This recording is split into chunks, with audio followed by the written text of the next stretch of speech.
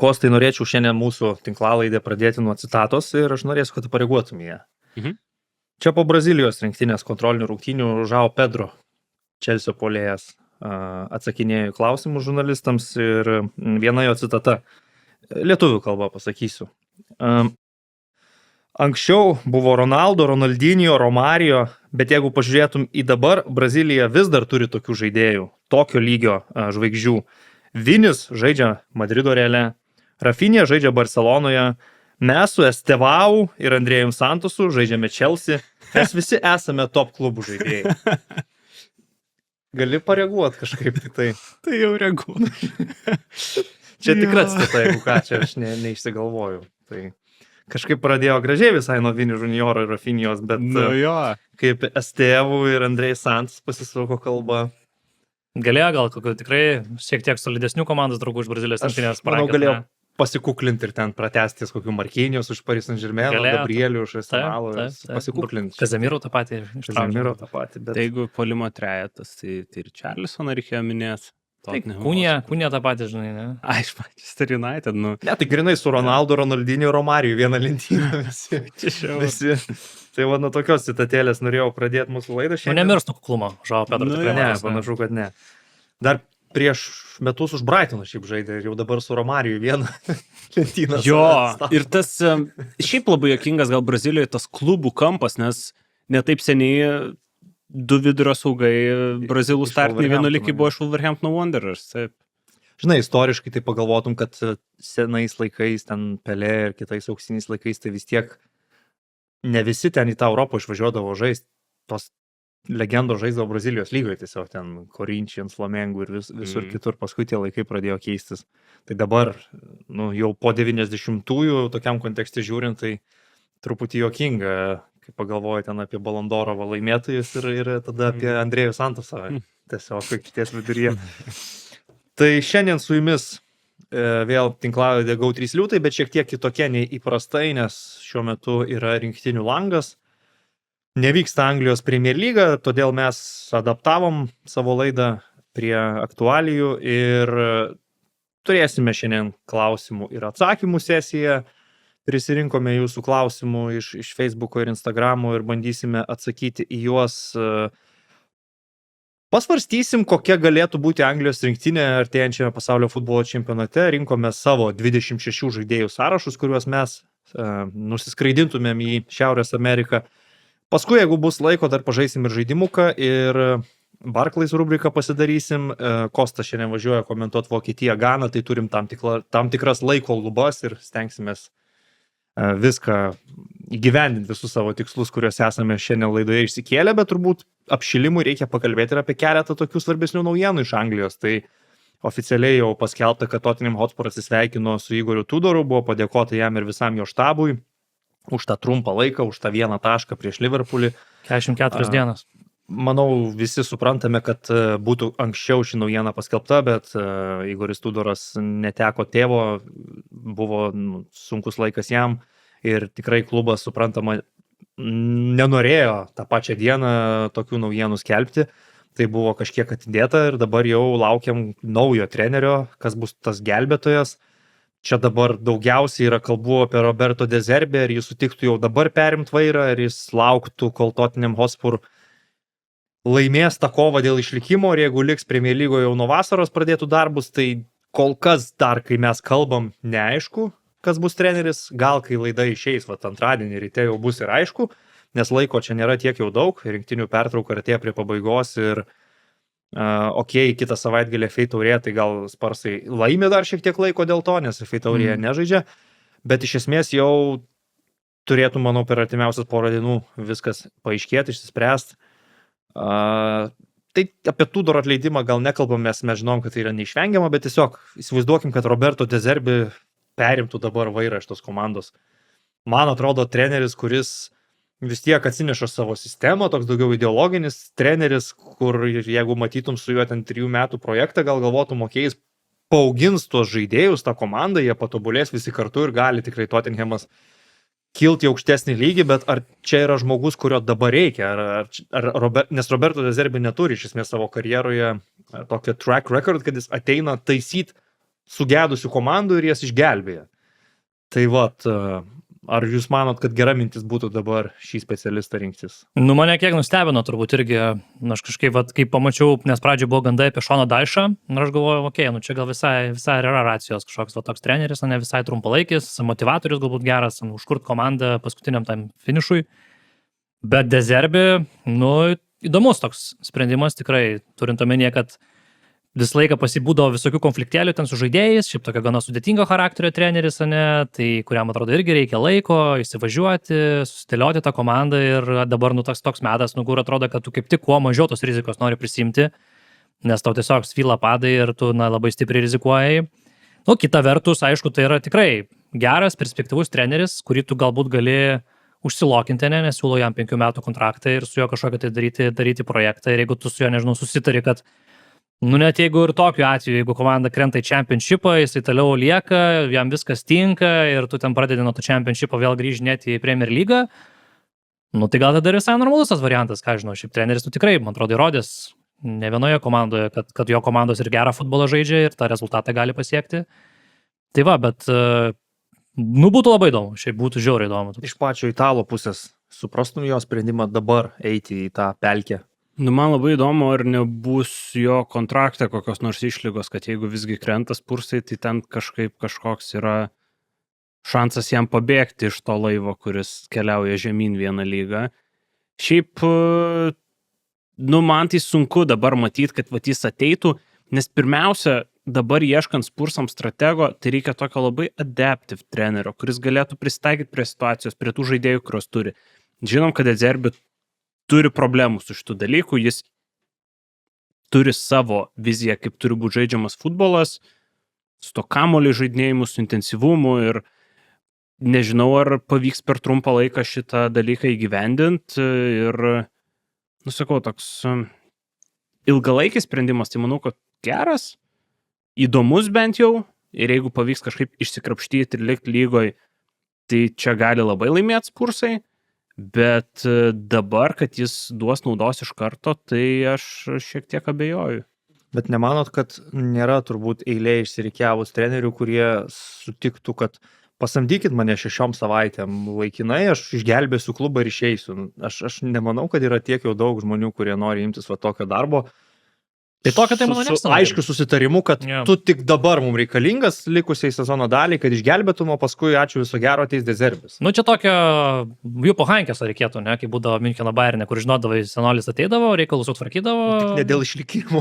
Bet vis tiek, žinai, jisai ateidavo, žinodavo, kad pabus čia sezono iki galo ir išėjai, žinai, o dabar, kadangi pas Tottenhamą nėra tokio varianto, aišku, gal ten koks iš tų, nežinau, ten Ryanas Masonas, gal koks, ką žinau, pavyzdžiui, Michaelas Carrickas, kai atėjo, tai irgi atėjo, kaip sakyti, iki sezono pabaigos. Aišku, dabar situacija pas Tottenhamą tikrai kritiškesnė, bet tu gali tapti, absoliučiu herojum šitoje situacijoje. Tai toks, jo yra tų rizikų, bet, ką žinau, yra ir to upside kažkiek to vietą vis tiek. Čia jo turi būti, ta prasme, arba to labai rūpėta komanda turi tiesiog. Jo, šitas kampas yra, turėtų būti arba kažkiek desperatiškas bedarbis, arba labai jau senyvo amžiaus strategas, Roy Hodgsoną užsilokino Bristol City, nespėjo čia Spursai. Ne, tikrai pavėlavo.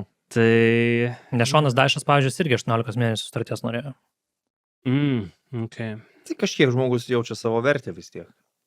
Nes jis masto, kad dar jam karjera nebaigta tikrai Anglijos Premier lygoje. Ir aš neskaičiau, jis tokioje blogoje situacijoje tikrai nebuvo prastas tas jo etapas Nottingham Foreste. Ta prasme, jį paleido, bet kas supranta, kas matė, kaip ten viskas vyko, tai manau, kad visai dar... Bet jis toks vis tiek liks antros lentelės pusės geriausiu atveju ten treneris, tokių išlikimo komandų. Aš manau, kad Tottenham Hotspur, jeigu iškristų į Championshipą, tai jiem būnant Championship'e su savo resursais ir infrastruktūra nebūtų sunku rasti trenerį, kuris sutiktų perimti Tottenhamą, išvesti atgal į Premier lygą ir jau tada statyti Premier lygos komandą. Slavišo Jokanovičius. Išvedė. Jeigu čia Watfordo strategus mes buvusius aptarinėsim, tai Javis Gracia gal galėtų darbuotis. Bet sakau, šitoje situacijoje tai nebūtų tada sudėtinga vasarą rasti žmogų, kad ir tu būsi Championship'e, bet jis žinotų, kad ateina ne į Hullą Championship'e dirbti, o į Tottenham Hotspur, kur tas jų iškritimas į Championship'ą būtų toks netičiukas klaida, kurią tu greitai ištaisysi per metus ir tada turėsi galimybės dirbti šiaip su tikrai pakankamai dideliu klubu. Bet dabar, kai reikia išvairuoti kažkaip tą komandą, man labai įdomu, kas čia išsispręs, ką jie pasamdys, kokie bus priimti sprendimai. Įdomu ir ką mąsto Roberto De Zerbi apie perspektyvą dirbti Championship'e, jeigu jau taip reikėtų. Tai vat, tiek apie Tottenham Hotspur. Kita naujiena svarbi yra apie Mohamedą Salah. Mohamedas Salah praėjusį sezoną ilgą laiką žaidė su pasibaigiančiu kontraktu ir ilgai ore kabojo tas klausimas, ar Liverpoolis išlaikys savo lyderį. Liverpoolis išlaikė, sutartį pasirašė, tuo metu tai atrodė kaip nemaža pergalė klubui, bet šio sezono jo žaidimas, jo forma privedė prie to, kad mes tą naują kontraktą pradėjom vadinti tiesiog brangia klaida. Ir dabar jau aišku, kad susitarimas yra, Mohamedas Salah po sezono išeis iš esmės kaip laisvas agentas ir gal kelsis į Ameriką, gal į Saudo Arabiją, kol kas dėl jo paties ateities ir kur jis nori žaisti, mes nieko nežinom, bet žinom tai, kad tam tikra era baigsis Liverpoolyje po šio sezono. Mohamedas Salah dar tikrai, manau, stengsis prisidėti kiek įmanoma prie šio sezono tikslų. Jis vis dar yra reikalingas ir jeigu jis bus pajėgus gerai žaisti, tai tikrai ir Čempionų lygoje ir Premier lygoje jo paslaugų reikės Arne Slotui. Nu, bet žinom jau tai, kad kitą sezoną tai nebebus Mohamedo Salah komanda. Ar jūs manot, kad laiku ir gerai išspręstas šitas klausimas iš klubo pusės, ar galvojat, kad gal reikėjo antrą šansą dar suteikti Salah ir kitą sezoną jis, jeigu sutiktų likti mažesniam vaidmenį, vis tiek toliau jį turėtų, kita vertus atlyginimas gan kosminis, tai kaip vertinat visą tai?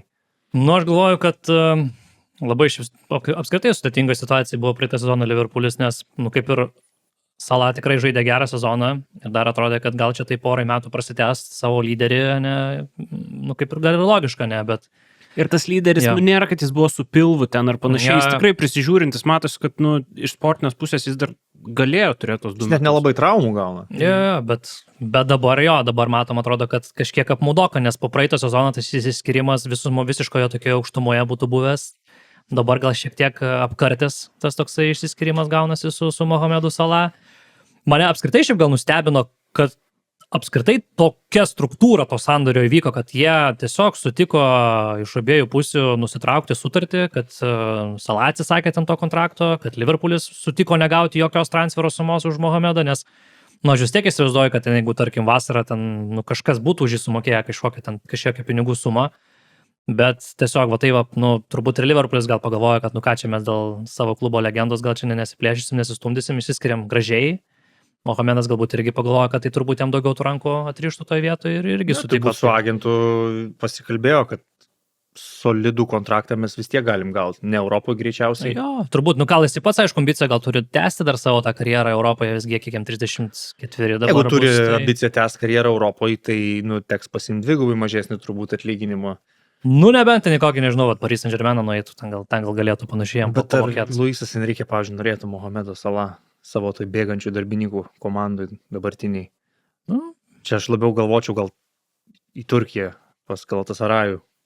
Tai čia man realiau. Viena pozicija Leroy Sané ir Mohamedas Salah neblogai būtų šties Turkijoje. Ant popieriaus ir ant FIFOs neblogai jau. Tai jie šiaip sutaupo, kiek, kokius 25 milijonus svarų sterlingų, man atrodo, Liverpoolis iš Salah algos, jeigu tie metai, jeigu jis ten uždirba 400 per savaitę, ne? Tai per mėnesį 1,6, jo. Taip pat 20. Nemažai. Atsilaisvina tų pinigų. Jo, man tai momentas, kurį norėjau užkabinti, yra, kad Liverpoolio, manau, vadovybės didžiausia klaida buvo gal šito vietoje, jeigu su Salah nepasisekė, tai liūdniausias dalykas tas, kad po šitų 1 metų yra žymiai sumažėjusi selekcija, ką tu gali įsigyti į Salah vietą, nes matėm praeitą vasarą, tai buvo tų opcijų pilna. Buvo Brianas Mbumo, buvo Antoanas Semenyo, buvo tas pats Antony Elanga, Mohamedas Kudusas, buvo Noni Madueke. Tai ta prasme žaidėjų, kurie būtų galėję tą rolę žaisti dabar Liverpoolio gretose, buvo labai nemažai. Ir šią vasarą bus žymiai sunkiau susirasti kažkokį tikrą pakaitalą.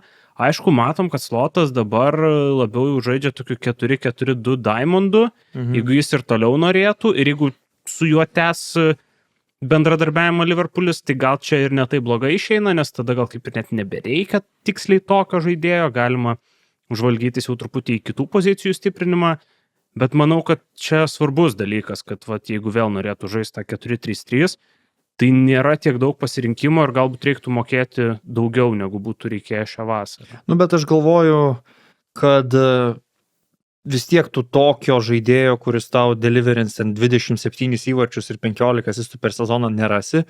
Ir tai, kad tavo pastarosius, kiek čia, 7 metus geriausias žaidėjas buvo dešinys vingeris, nereiškia, kad ir toliau būtinai dešinys vingeris turi būti tavo geriausias žaidėjas. Liverpoolis, manau, kad privalo investuoti ir į kai kurias kitas pozicijas. Jiem reikia dar vieno labai gero vidurio gynėjo, apeliuojant į tai, kad ir Van Dijkas sensta ir šiaip gylio ten trūksta.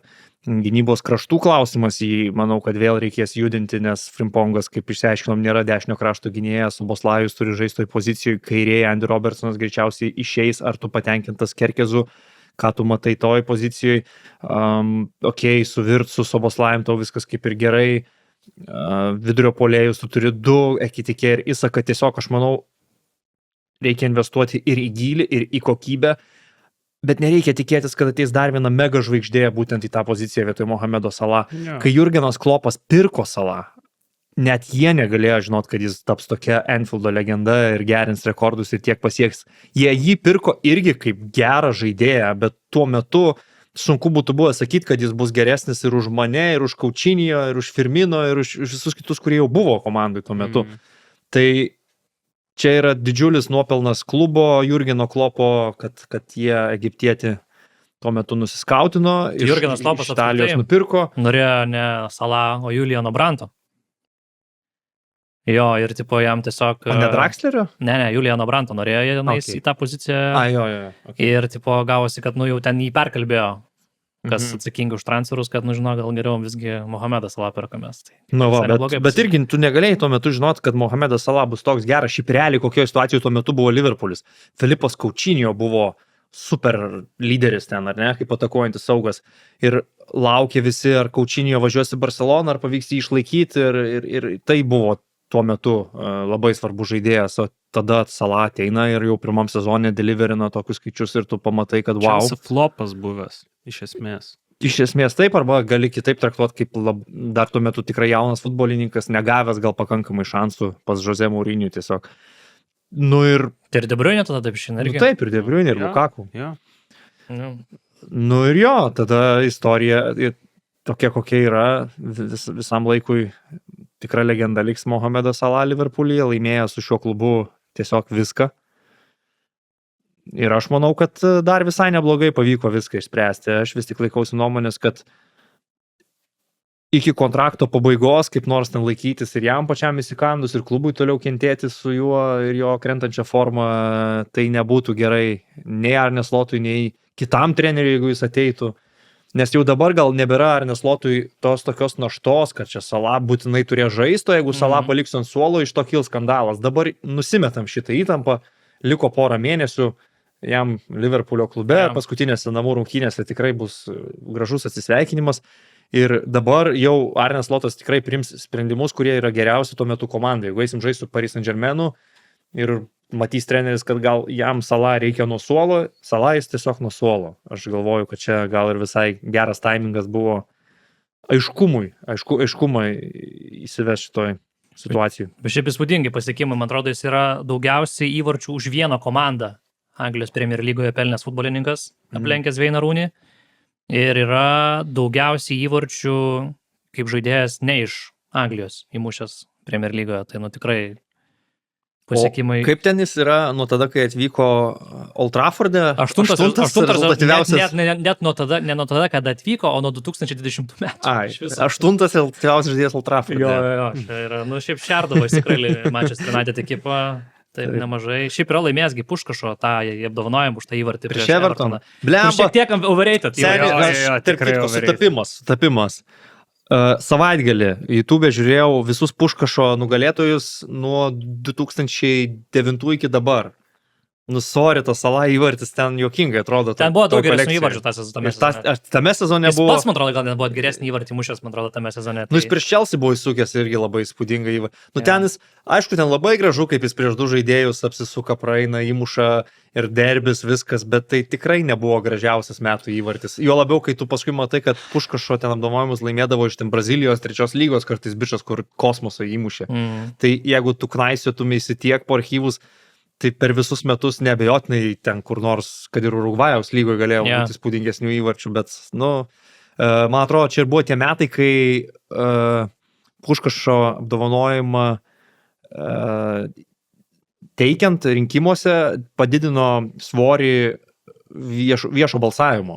Ir tada, žinai, Salah fanai suėjo ir labai stipriai nubalsavo ir laimėjęs. Čia kai Šingelė NBA, važiuoju dieną. Ne Šingelė. Zaza Pašulė. Bet neišrinko, nepavyko. Bet ten kažkaip nedaug trūko. Akcija buvo suorganizuota ir Kartvelai mobilizavosi, bet neišrinko. Tai va, pakalbėjom apie keletą tokių naujienų iš Anglijos Premier lygos ir šokime galbūt prie klausimų. Jų yra visai nemažai, negaliu pažadėti, kad jie absoliučiai visus atsakysim, bet stengsimės tikrai ir pradėsiu gal nuo tų, kuriuos žmonės surašė Kostui į Instagramą. Tai pirmas klausimas yra iš Donato. Sveiki, norėčiau sužinoti, ar nepasilgstate Marinos Granovskajos. Mes Karliu aptarėm biškį šitą klausimą. Karlis sakė, tiem Instagram'e metą Mariną. Tai pasiilgau. Ta prasme rimčiau viskas atrodė ten Chelsea, kai prie Marinos, aišku, ir tos machinacijos visos prie Marinos buvo, bet žinai. Žinai tokia atlikėja Marina and the Diamonds? Ne. Nežinai. Čia populiari visai atlikėja. Tai okay. Galėtumėm sieti jos dainą Prima Donna Girl su Marina Granovskaja. Paklausysi gal po laidos. Gerai. Nojus užduoda klausimą Karoliui ir Ryčiui. O jūs niekada nepagalvojate apie knygos rašymą, nebūtinai grožinės? Gal ir esu šiaip. Bet aš kažkokią tokią gal labiau apie Fulę norėčiau rašyti, nežinau. Bet tai ką tu rašinai apie Fulę? Nes asmeninės patirties tai nelabai turi. Kažkokią istorinę, nežinau, rašyčiau. Iš archyvų, nes matai pas mus kampų. Jo, nes kai pažiūri, pavyzdžiui, ten kokią knygų mugę, nors šiaip, bet kokią, žinai, ten biblioteką ar ten knygų parduotuvę, ir tu matai, kad realiai pas mus tos kažkokios literatūros apie futbolą, lietuvių kalba ar apskritai bet kokia kalba, praktiškai nieko nėra, žinai. Bet pas mus šiaip tos sporto literatūros kultūros nėra, nes, pavyzdžiui, aš įsivaizduoju, jeigu tai būtų UK atitikmuo čia Lietuvoje, tai mes, tipo, turėtume ten bestselleriuose, ten, ką žinau, ten Vido Ginevičiaus, ten autobiografija ir panašiai. Lietuvoje tik tai Šaro knyga, tai praėjo kaip blockbusteris. Labai skaitė visi. Tai nebent va tai kažką į tą temą, žinai, kažkokią švietėjišką tokį. Aš tai jau jums esu sakęs, kad rašyčiau knygą 100 mieliausių gyvūnų. Man reikėtų tiesiog prieimo, kad legaliai galėčiau nuotraukas naudoti ir tai būtų ne tai, kad faktų pateikimas apie tos gyvūnus, bet tai būtų mano humoras, subjektyvios įžvalgos, komentarai apie tą gyvūniuką ir aš juos skirstyčiau į 2 kategorijos šuniukų ir kačiukų. Visi gyvūnai turėtų patekti vieną arba į kitą kategoriją ir su kai kuriais gyvūnais atrodo gan lengva akivaizdu, ar tai labiau šuniukas ar kačiukas, bet pavyzdžiui, pingvinas labiau jų šuniukas ar kačiukas. Nėra taip paprasta. Aha. Tai būtų mano toks kampas ir tokia daugiau knyga vaikams, bet tokio subtilesnio, vanyčiau, humoro primes, kad ir suaugusiems būtų trašku. Aha. Tai gerai gal skamba. Kažkada, kai turėsiu laiko, apsimsiu tuo. Artūro klausimas, kuris Kinder Surprise žaisliukas geriausias? Būdavo liūtai, begemotai ir taip toliau. Aš tai atsimenu, buvo tokie kurmiai. Nežinau, ar jūs atsimenat, čia early 2000s. Buvo tokie kurmiai, buvo gerieji kurmiai juodos spalvos ir buvo blogieji kurmiai tokie balti, kurie tokie gauruoti. Jo, ir ten toksai buvo. Jie ten turėjo kažkokius kaip įrankius, ten, pavyzdžiui, ten morkos viduj, ten graštas kažkoks ar kažkas tokio. Tai man tie kurmiai labai yra įsiminę. Aš kažkaip labai mėgstu Kinder kiaušinių tą visą balansą tarp baltojo pieniško šokolado ir man labai skanus jisai per Velykas, bet man tie žaisliukai kažkaip neįsimena, kad labai aš juos kolekcionuočiau, ar patiktų ten konstruoti iš 3 detalių. Ar didelė intriga man būtų, ką ten rasiu. Tai net neturiu ką atsakyti Artūrui. Nežinau, aš irgi kažkaip, aš labiau jo šokolado orientuojuosi. Jo, nei aš žaisliuką irgi, visgi. aš irgi. Jo. Kamilė klausė, traškiausia pavardė lygoje. Aš galvoju, gal Tijani Reinders. Gianni Reinders, Nu, nes šitą tikrai Tidžani Babangydos garbiai Nu, jo, pavadintas. iš anglų tai Kynas Liusas Poteris, sakyčiau, visi tie 3 dėmenys visai tokie, nu, kur gali rasti neblogų momentų. Ar tu ten esi švediško futbolo fanas, ar šitų Expelliarmus. Gal ir grupės panašiai. Keen, Jo. didelis gerbėjas. Tada esi. Kynų daug yra, Michaelas Kynas, tas pats, jeigu Rojus Kynas nepatinka. Nu, man tai vis tiek Kristantus Ūčia. Traškiausia pavardė lygoje. Gal Hugo atitikėma visai kažkaip gerai skamba. Aišku, prancūzą tu išsirinkai. Jo. Bet logiškai. Žiogas 23 užduoda klausimą. Jo, neradau vardo. Nesvarbu, tai gal jo vardas Žiogas. Gal. Sveiki, ar jums netrodo, kad Bruno Fernandes yra nuvertintas žaidėjas? Kaip manote, kokie jo šansai laimėti Premier lygos metų žaidėjo titulą? Ar tikrai reikia pagerinti visų laikų rezultatyvių perdavimų rekordą, ar jis galėtų laimėti ir be to? Ervinas su Mantu sakė, kad šį titulą turėtų laimėti Semenio arba kažkas iš Arsenal žaidėjų, nes Bruno su Manchester United šį sezoną nieko nelaimės. Bet man asmeniškai tas argumentas nelabai limpa, nes apdovanojimas juk yra už Premier lygos sezoną. Ir šiaip nekartą yra buvę, kad žaidėjas laimi šitą apdovanojimą, nelaimėjęs lygos tą patį sezoną. Manau, tai trumpas atsakymas į pirmą klausimą, ar nemanom, kad jis yra nuvertintas. Aš tai tikrai nemanau, kad jis yra nuvertintas. Aš manau, kad jį visi vertina kaip galbūt ir geriausias šiuo metu jau saugą lygoje, kai pikinio De Bruynes nebeliko. O dėl to geriausio metų žaidėjo titulo, nu, jis tikrai galėtų laimėti ir turėtų gerą kampaniją už tai, bet aš manau, kad jeigu Arsenalas taps čempionais su geriausia gynyba lygoje, tai vis tiek greičiausiai ir laimės koks Gabrielis arba Declanas Rice'as. Nes vėlgi tada nereikia pamiršti kito dalyko, nes jis kalba apie rezultatyvių perdavimų rekordus ir taip toliau, bet tai nebūtinai yra atakuojančio žaidėjo prizas. Nemanja Vidičius, pavyzdžiui, yra laimėjęs metų žaidėjo apdovanojimą. Tai kodėl šiuo atveju? Diešas yra laimėjęs tas pats ten daugas kompanija. Tai vat apie ką ir kalbu, kad galimai tiesiog atiduotų tą prizą, nu, jeigu Arsenalo gynėjai, tai Gabrieliui greičiausiai tiesiog.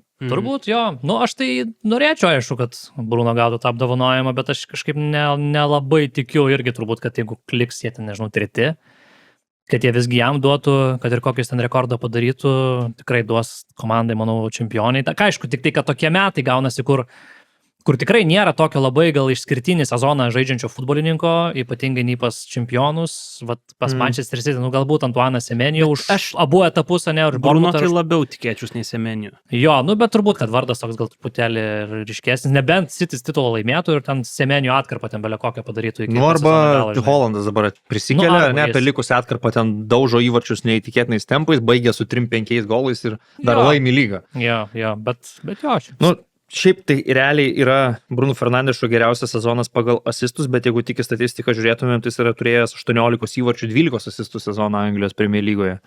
Tai maždaug su tokiais skaičiais Fodenas tapo metų žaidėjų ir tapo todėl, kad Manchester City laimėjo lygą. Yeah.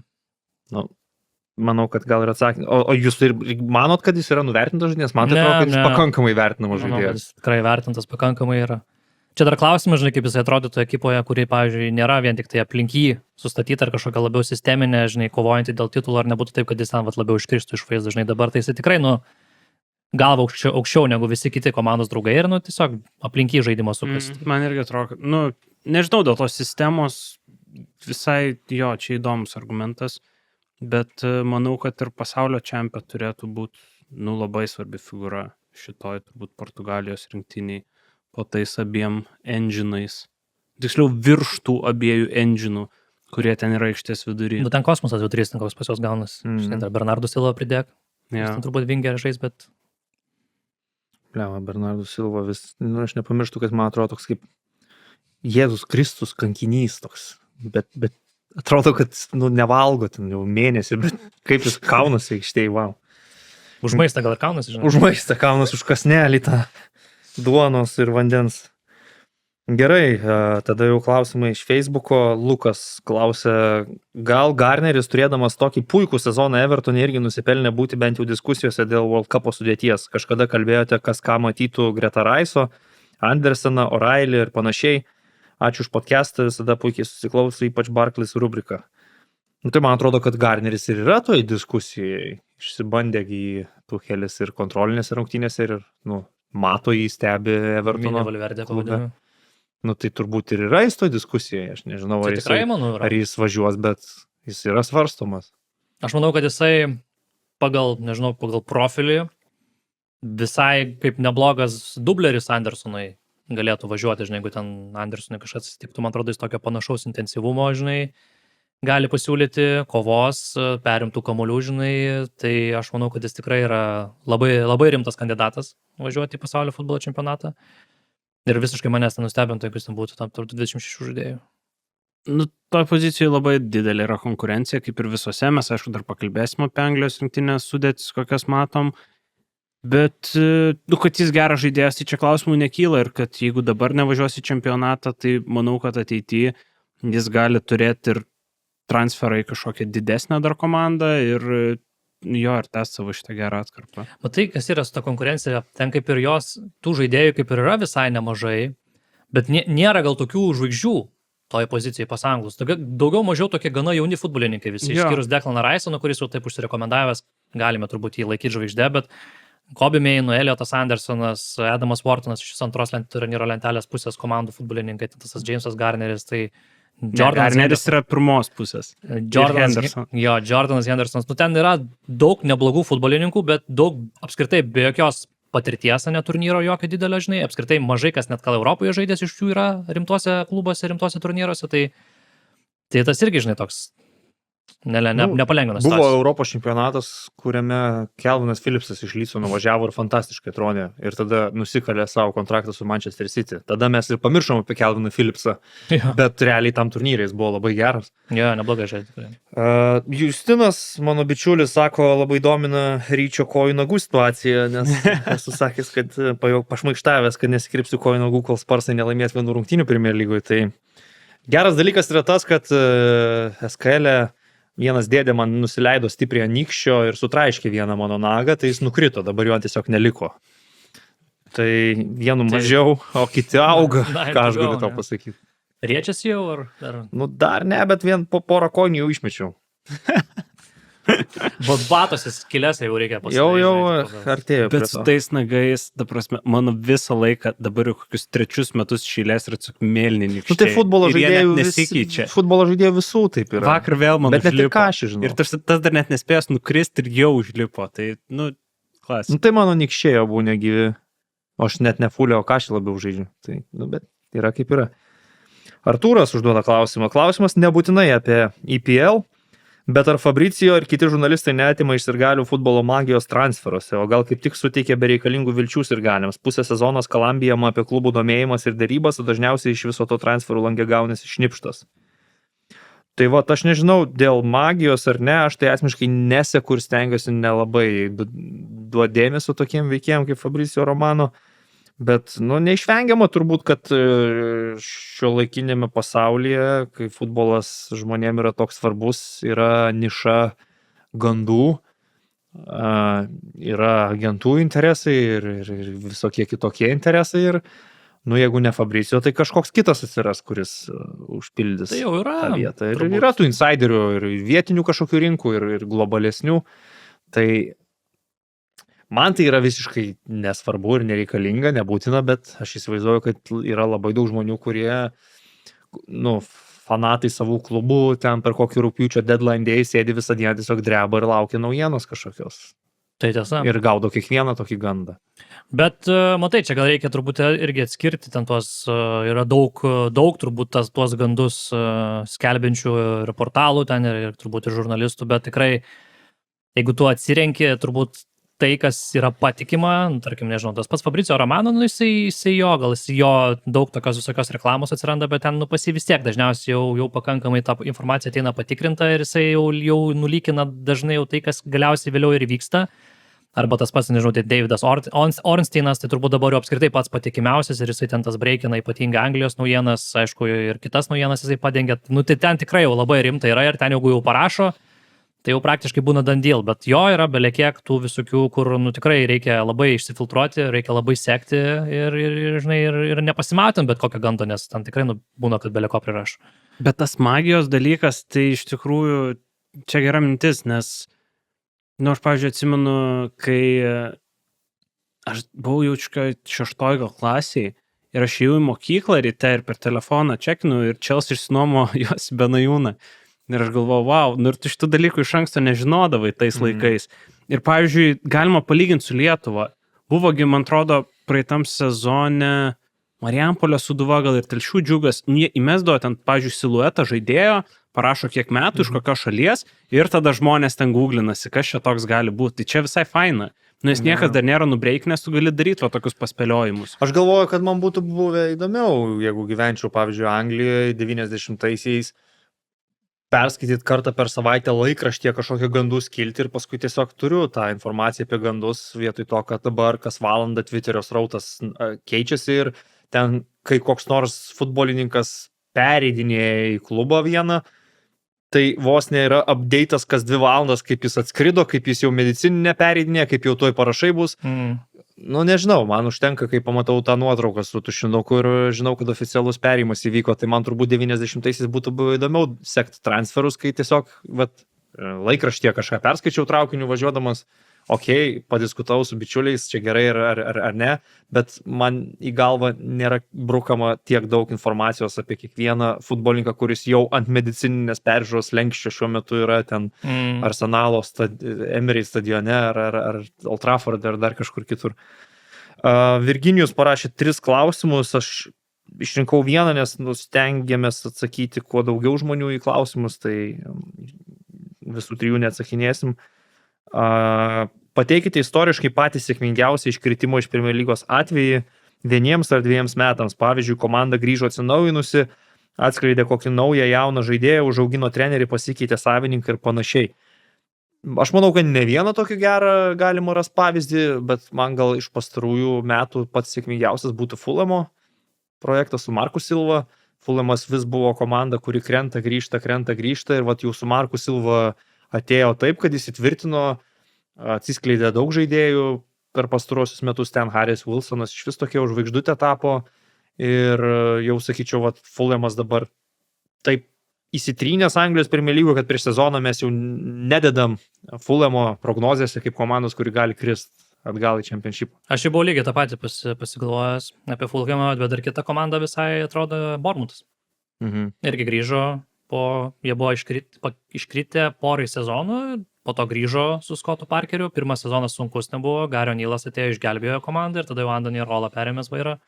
Irgi ten atskleidė tų futbolininkų, gal ne dar daugiau, aš žiūrėjau, jų buvo labai geras tas pirmas langas, kai jie pakilo, nes jie pasiėmė, man atrodo, Semenijų per vieną langą, Markosą Tavernėje, Markosą Senesi, Dangau Tara, ten tikrai labai sujudėjo 22 metais.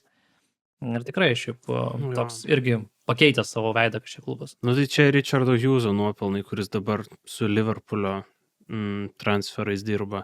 Aš tai norėjau dar aišku paminėti Wolverhampton Wanderers tokį akivaizdų pavyzdį, jie iškrito kaip toks, gana beviltiškas klubas ir sugrįžo aišku ten ne po poros sezonų, po truputį ilgesnio laikotarpio, bet jau persidėlioja į savo portugališką identitetą. Ir Kinijos investuotojai dėjo savo pinigus.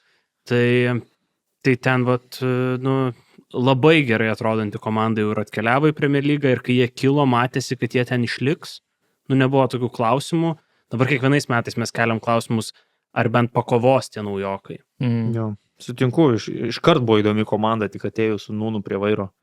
Ir aišku, tu ten matai, kad atėjo Championship komanda ir ten žaidžia Ivanas Kavaleiro. Žaumautynių, pavyzdžiui, atėjo iš karto. Rui Patricijų, tai nupirko tuo metu vis dar Portugalijos rinktinės saugą ir vartininką. Tai iškart stiprinosi taip, kad tikrai išliktų. O paskui dar ir į Europą buvo išėję pažaisti. Gediminas klausė Kostai, ko reikia, kad Chelsea taptų Chelsea? Stabilumo labiausiai ir mažiau raudonų kortelių gal. Naujų savininko gal neblogai būtų, ne? Ne, savininkai, gal kažkaip, aš nežinau, noriu, kad tiesiog stabilizuotųsi ta tokia kaita dažna žaidėjų, tas ieškojimas jaunų žaidėjų, norisi, kad truputį ramiau būtų. Tikiuosi, kad taip ir bus. Sustatys per vasarą Liemas Rosenioras, ir į rudenį mes jau grįšim su naujom. Nu, aš tai dar Be Enzo Fernandezo, galbūt be Kaulo Palmerio, bet žinai. Aš tai pridėsiu, kad gal norėtųsi, kad vat, ateities transferų languose kažkada jau pasimatytų, kaip Chelsea nuperka labai aukšto lygio 27 pasiruošusi deliverint futbolininką, ne tik, kad su perspektyva žaidėjus imtų iš visur. Aš tai palinkėsiu, kad tai tęsus ir toliau. Nu, Tai man tai linksma. nu, nėra, kad ten labai jau beviltiška ta situacija, vis tiek praėjusį sezoną visai neblogai pasirodyta buvo, šį sezoną banguoja, bet dar nereikia laidot, į Čempionų lygą bent jau patekti tikrai gali, tai Aš tai laukiu. ne viskas taip blogai. Čia gal replikuojant Karoliui, kad perimtų United vairą Garetas Southgate'as, vėl būtų visiškas šūdas tenais. Ir Nu, manau, mažai Nu, aš tikėčiau. Ole Gunnaro laukiau, nesulaukiau šį kartą. Martynas, sveiki vyručiai, padėliokit savo all-time Premier lygos geriausius 11-tukus. Labai įdomu, ar jūsų 3 nuomonės skirsis tam tikrose pozicijose, ar visgi pavyks rasti bendrą sutarimą. Tai žinau, kad Karolį mėgisi tikrai sudaryti all-time Jo, Premier lygos 11-tuką. tai aš pasikomplektuoju vartuose Petrą Čechą,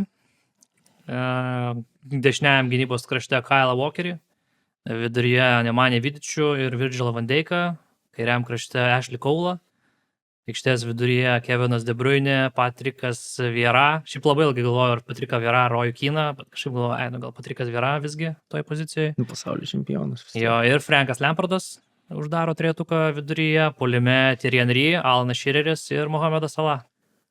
Nu, aš manau, kad Stevie G ir Paulo Scholes fanai tau turėtų klausimų rimtų. Nu, Stevie G, kiek man žinoma, nėra lyg ir laimėjęs Premier lygos. Tai... Ne, nėra laimėjęs Premier lygos, bet ar mes čia vien pagal tai. Nu, aš tai labai pagal tai žiūriu, to prasme, nu, čia labai svarbus kriterijus vertinant all-time 11-tuką.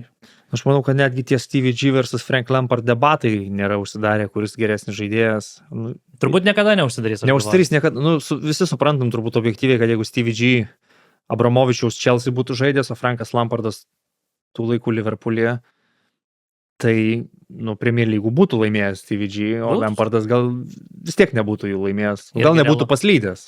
Taip, tose rungtynėse. Galbūt vienose. nebūtų, jo. Kita vertus, Stevie G vien jau yra herojus už tą Stambulo finalą ir laimėtą Čempionų lygą. O šiaip jau jis į Chelsea vos ir neperėjogi buvo tas laikas, Buvo, kai Stevie buvo. G jau prašė transfero ir būtent ten Chelsea jį labai mielai būtų pasikriebę, Taip, taip. bet tas taip ir neįvyko.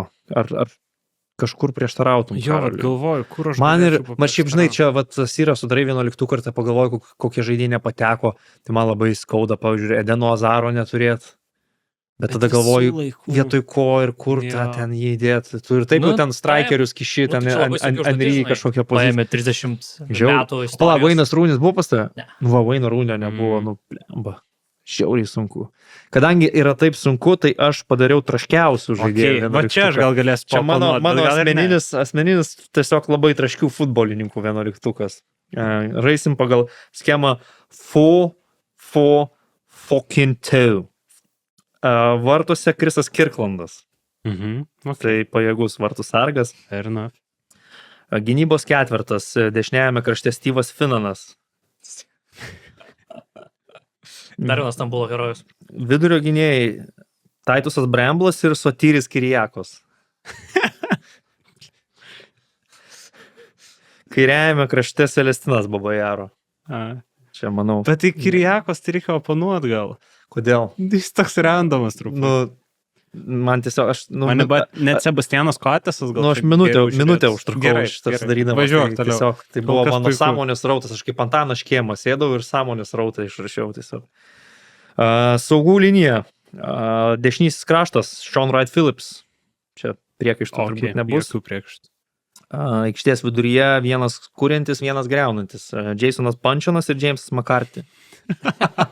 Wow. Čia žiauriai gerai. Kairys saugas Damienas Duffas. Aha. Ir žaidžiam dviem puolėjais. Ir aš čia taip stiliaus labai nederinau tų puolėjų, kaip čia, manau, kad tiesiog per gero lygio futbolininkai, kad nemokėtų žaisti kartu. Tai Emilis Heskey ir Šolo Amiobi. Nu jo. Net nežinau, ką prieš pastatyti tokią Mhm. komandą. Nu sunku, čia dydžio belekiek kūrybos, belekiek patirties, kokybės, Jo. ko tik tai nori. Jo. Greičio kraštuose. Pabandyt man suimprovizuoti atsakomąją vieną. Pabandyk, jeigu nori. Taip, ant smūgio. Gerai. Tai vartuose dedam Robą Greeną, kairiai gynyboje Mainoras Figueroa, dešiniai dedam jaučiu Philą Bartsley. Filas Bartsley geras pasirinkimas. Tada vidurio gynėjų pora turėtų būti, reiktų vieno kokio nors ball playing, ne? Tai Vesas Morganas gal? Vesas, šiaip geras variantas, jo. Vesas Morganas. Vesas Morganas tegu būna. Šalia Veso Morgano, ką aš ten būsiu, Sebastiano Coates, bet ne, jisai nėra pakankamai geras. Brede Hangelandas. Brede Hangelandas, wow. Fiziškai pajėgus gynėjas. Jo, tada vidurio saugai, aišku, irgi žaisim 4-4-2, tai Nigelas Reo-Cokeris ir Kevinas Nolanas turbūt. Toks duetas. Ir standartai bus kam atlikti. Jo, dešiniai tada kraštuose, vienam Jermainas Pennantas, kitam Matthew Etheringtonas turbūt. Ir tada puolėjus reiktų gal Johną Carew ir Anglą kokį nors. Tai, Marlonas Herwoodas turbūt, arba Markusas Bentas, nežinau, čia nors Markusas Bentas šiuo atveju. Turbūt Markusą Bentą reiktų dėti, jo. Man nėra klausimų, bet jeigu mūsų šitos dvi komandos ne prieš kitą žaistų, sunku būtų išsirinkti. Čia nerealu, čia tiesiog žvaigždžių rungtynės. Visų žvaigždžių rungtynės. Igno klausimas, kodėl Premier lygoje tokie keisti rungtynių laikai, kitose lygose po vienas rungtynės penktadienį ir pirmadienį, ir po 4 šeštadienį ir sekmadienį. Viskas labai gražiai susideda ir nesikerta, o EPL kartais būna, kad viskas ant vieno laiko, kokios jūsų nuomonės apie tai. Tai čia turbūt labiausiai klausimas, kurį Sky Sportsam reiktų užduoti, bet ir iš kitų lygų yra įvairių pavyzdžių. Kažkada bandė vokiečiai Monday Night Football žais pirmadienį, tada vokiečių futbolo ultros protestuodavo ir kiekvieną kartą, kai vykdavo rungtynės pirmadienį, mėtydavo į aikštę teniso kamuoliukus, kol išreikalavo Vokietijos futbolo sąjungos atšaukti pirmadienio vakaro futbolą, nes žmonėms prieš darbus nebūdavo patogu keliauti ten, pavyzdžiui, iš Bremeno į Müncheną ar kur nors. Ir jie vietoj pirmadienio vakaro futbolo pradėjo daryti penktadienio vakaro futbolą, kuris atidaro turą. Ir tada šeštadienį, sekmadienį su atitinkamais time slotais, bet vokiečiai irgi daug rungtynių žaidžia 16:30 šeštadienį. Tai kiek?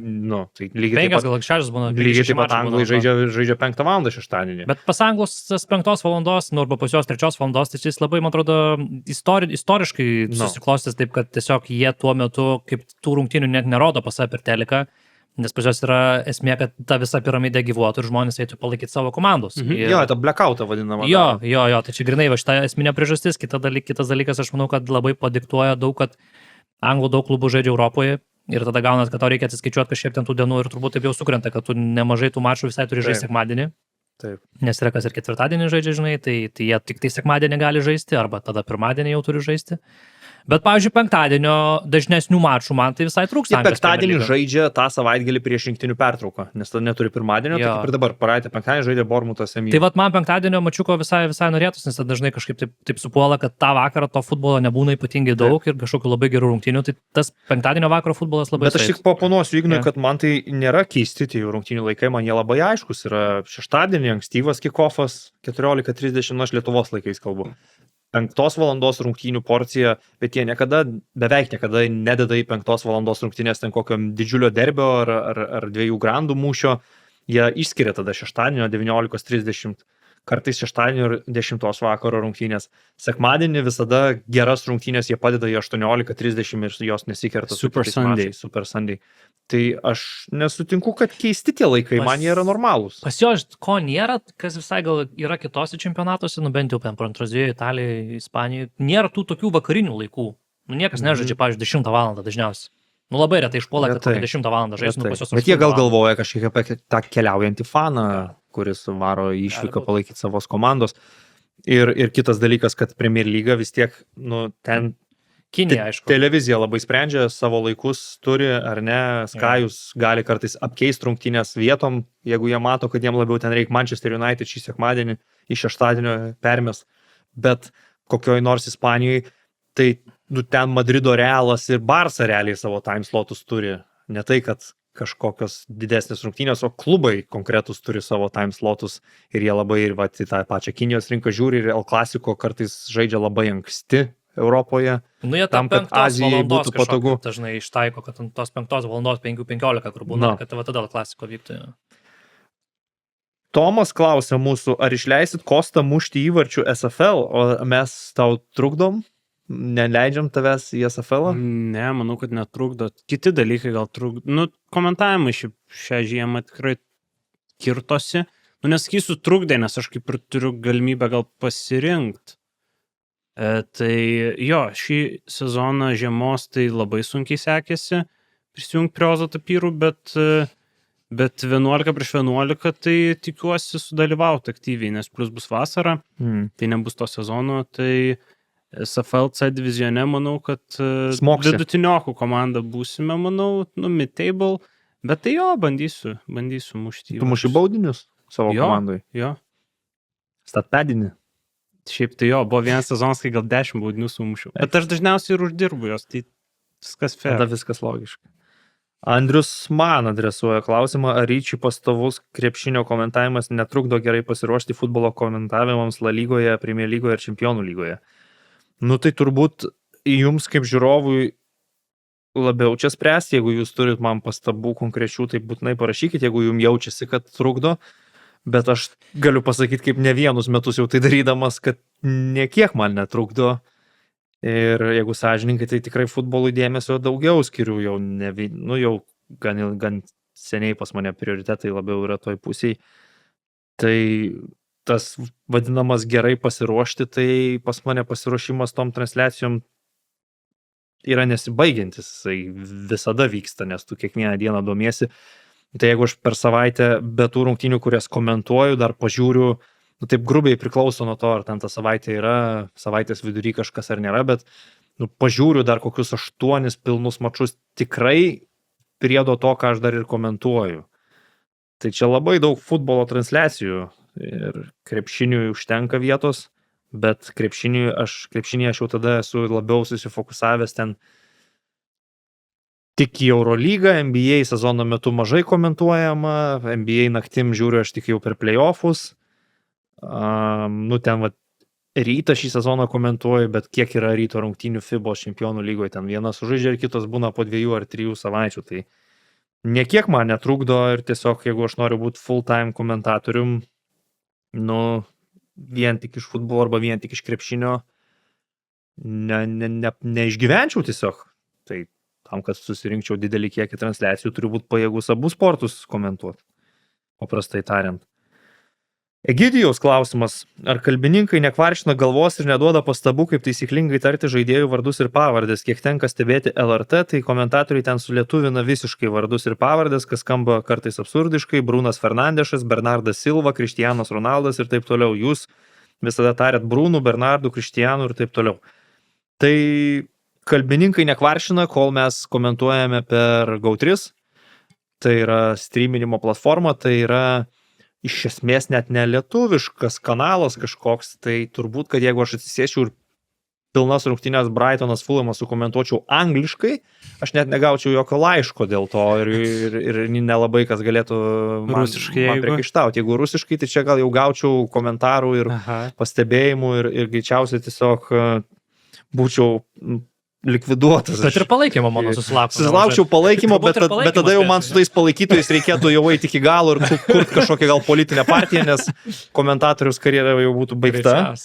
Bet aš rusiškai ir nebūčiau pajėgus sukomentuoti rungtynių, tai net nebandyčiau.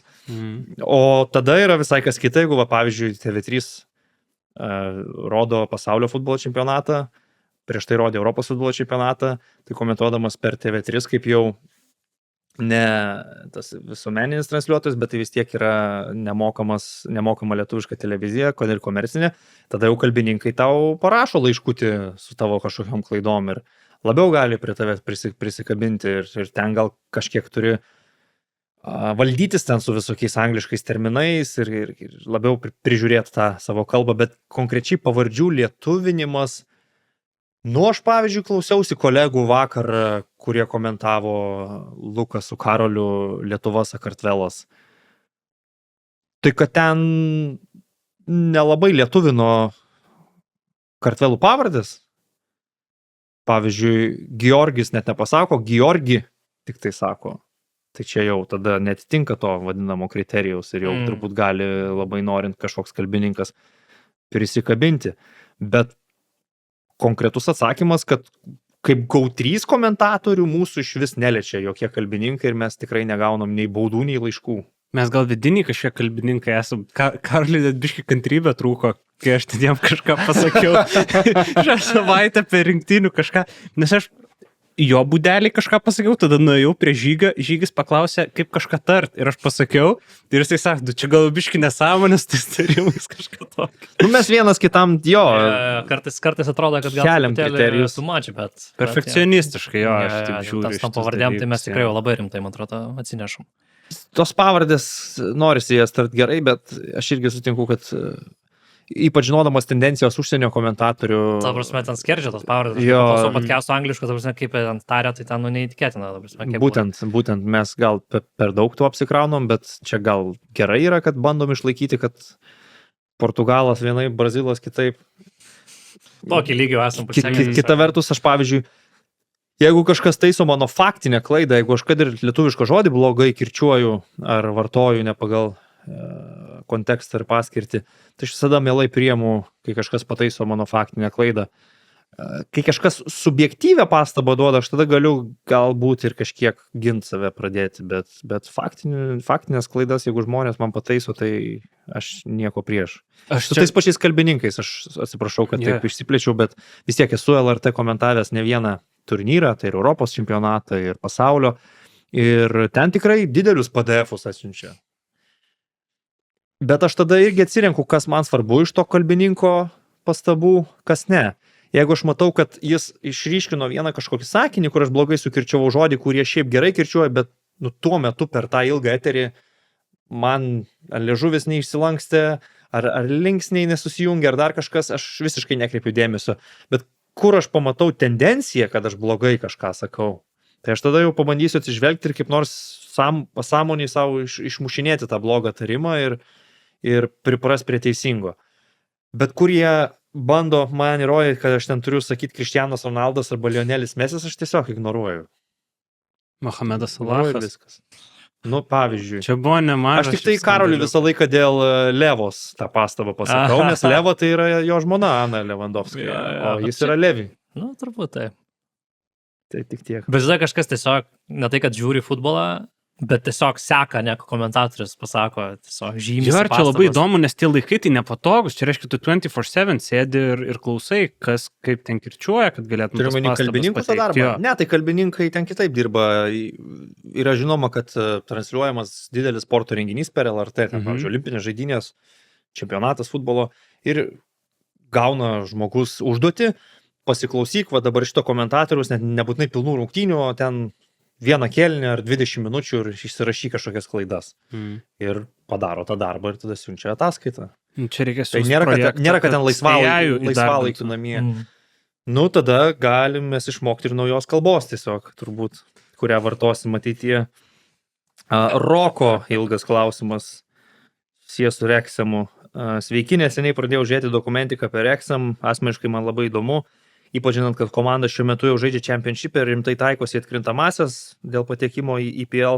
Ar kuris nors iš jūsų stebėjote šią istoriją? Komanda šiuo metu turi unikalią galimybę 4 metus iš eilės pakilti per 4 lygas, tad kaip galvojat, kiek realu Wrexham jau kitais metais pamatyti Premier lygoje ir ar visas šis hypas gali dar ilgai tęstis, jeigu to jiems nepavyktų padaryti ilgesnį laiką? Ačiū už tai, ką daro, atviručiai, puikus podcastas. Aš tai šiaip mažai įsijautęs į tą Wrexhamo istoriją. Aš žinau. Nu gal dabar truputėlį daugiau pasižiūriu turnyro lentelę, kurie yra. Norėčiau jų turbūt Anglijos Premier lygoje, bet aš tų dokumentikų visų ten ir tų serialų tai nematęs. Aš žiūrėjau, paskutinio sezono, man atrodo, gal ne visą sužiūrėjau, bet man ten, ten yra smagu šiaip tikrai, kai jie dar ypač buvo non-league, tai ten ta futbolo virtuvė labai įdomi. Bet ten įdomesnė istorija gal paties miesto. Ta prasme, nes Wrexhamas buvo ten labai svarbus Velse visą laiką, toks industrinis miestas. Tada, kai tie visi industriniai dalykai baigėsi, ten tokia liūdna kasdienybė, sakykime, ir futbolas kažkiek džiugindavo, bet jie paskui krito vis žemyn. Nu ir tada va, tas naratyvas, kas atvažiuoja Ryanas Reynoldsas, Robas McElhenney ir atkūrinėja tą visą bendruomenę iš naujo, vežasi žaidėjus. Tai ten įdomu, ten daug garsių asmenybių yra toje dokumentikoje.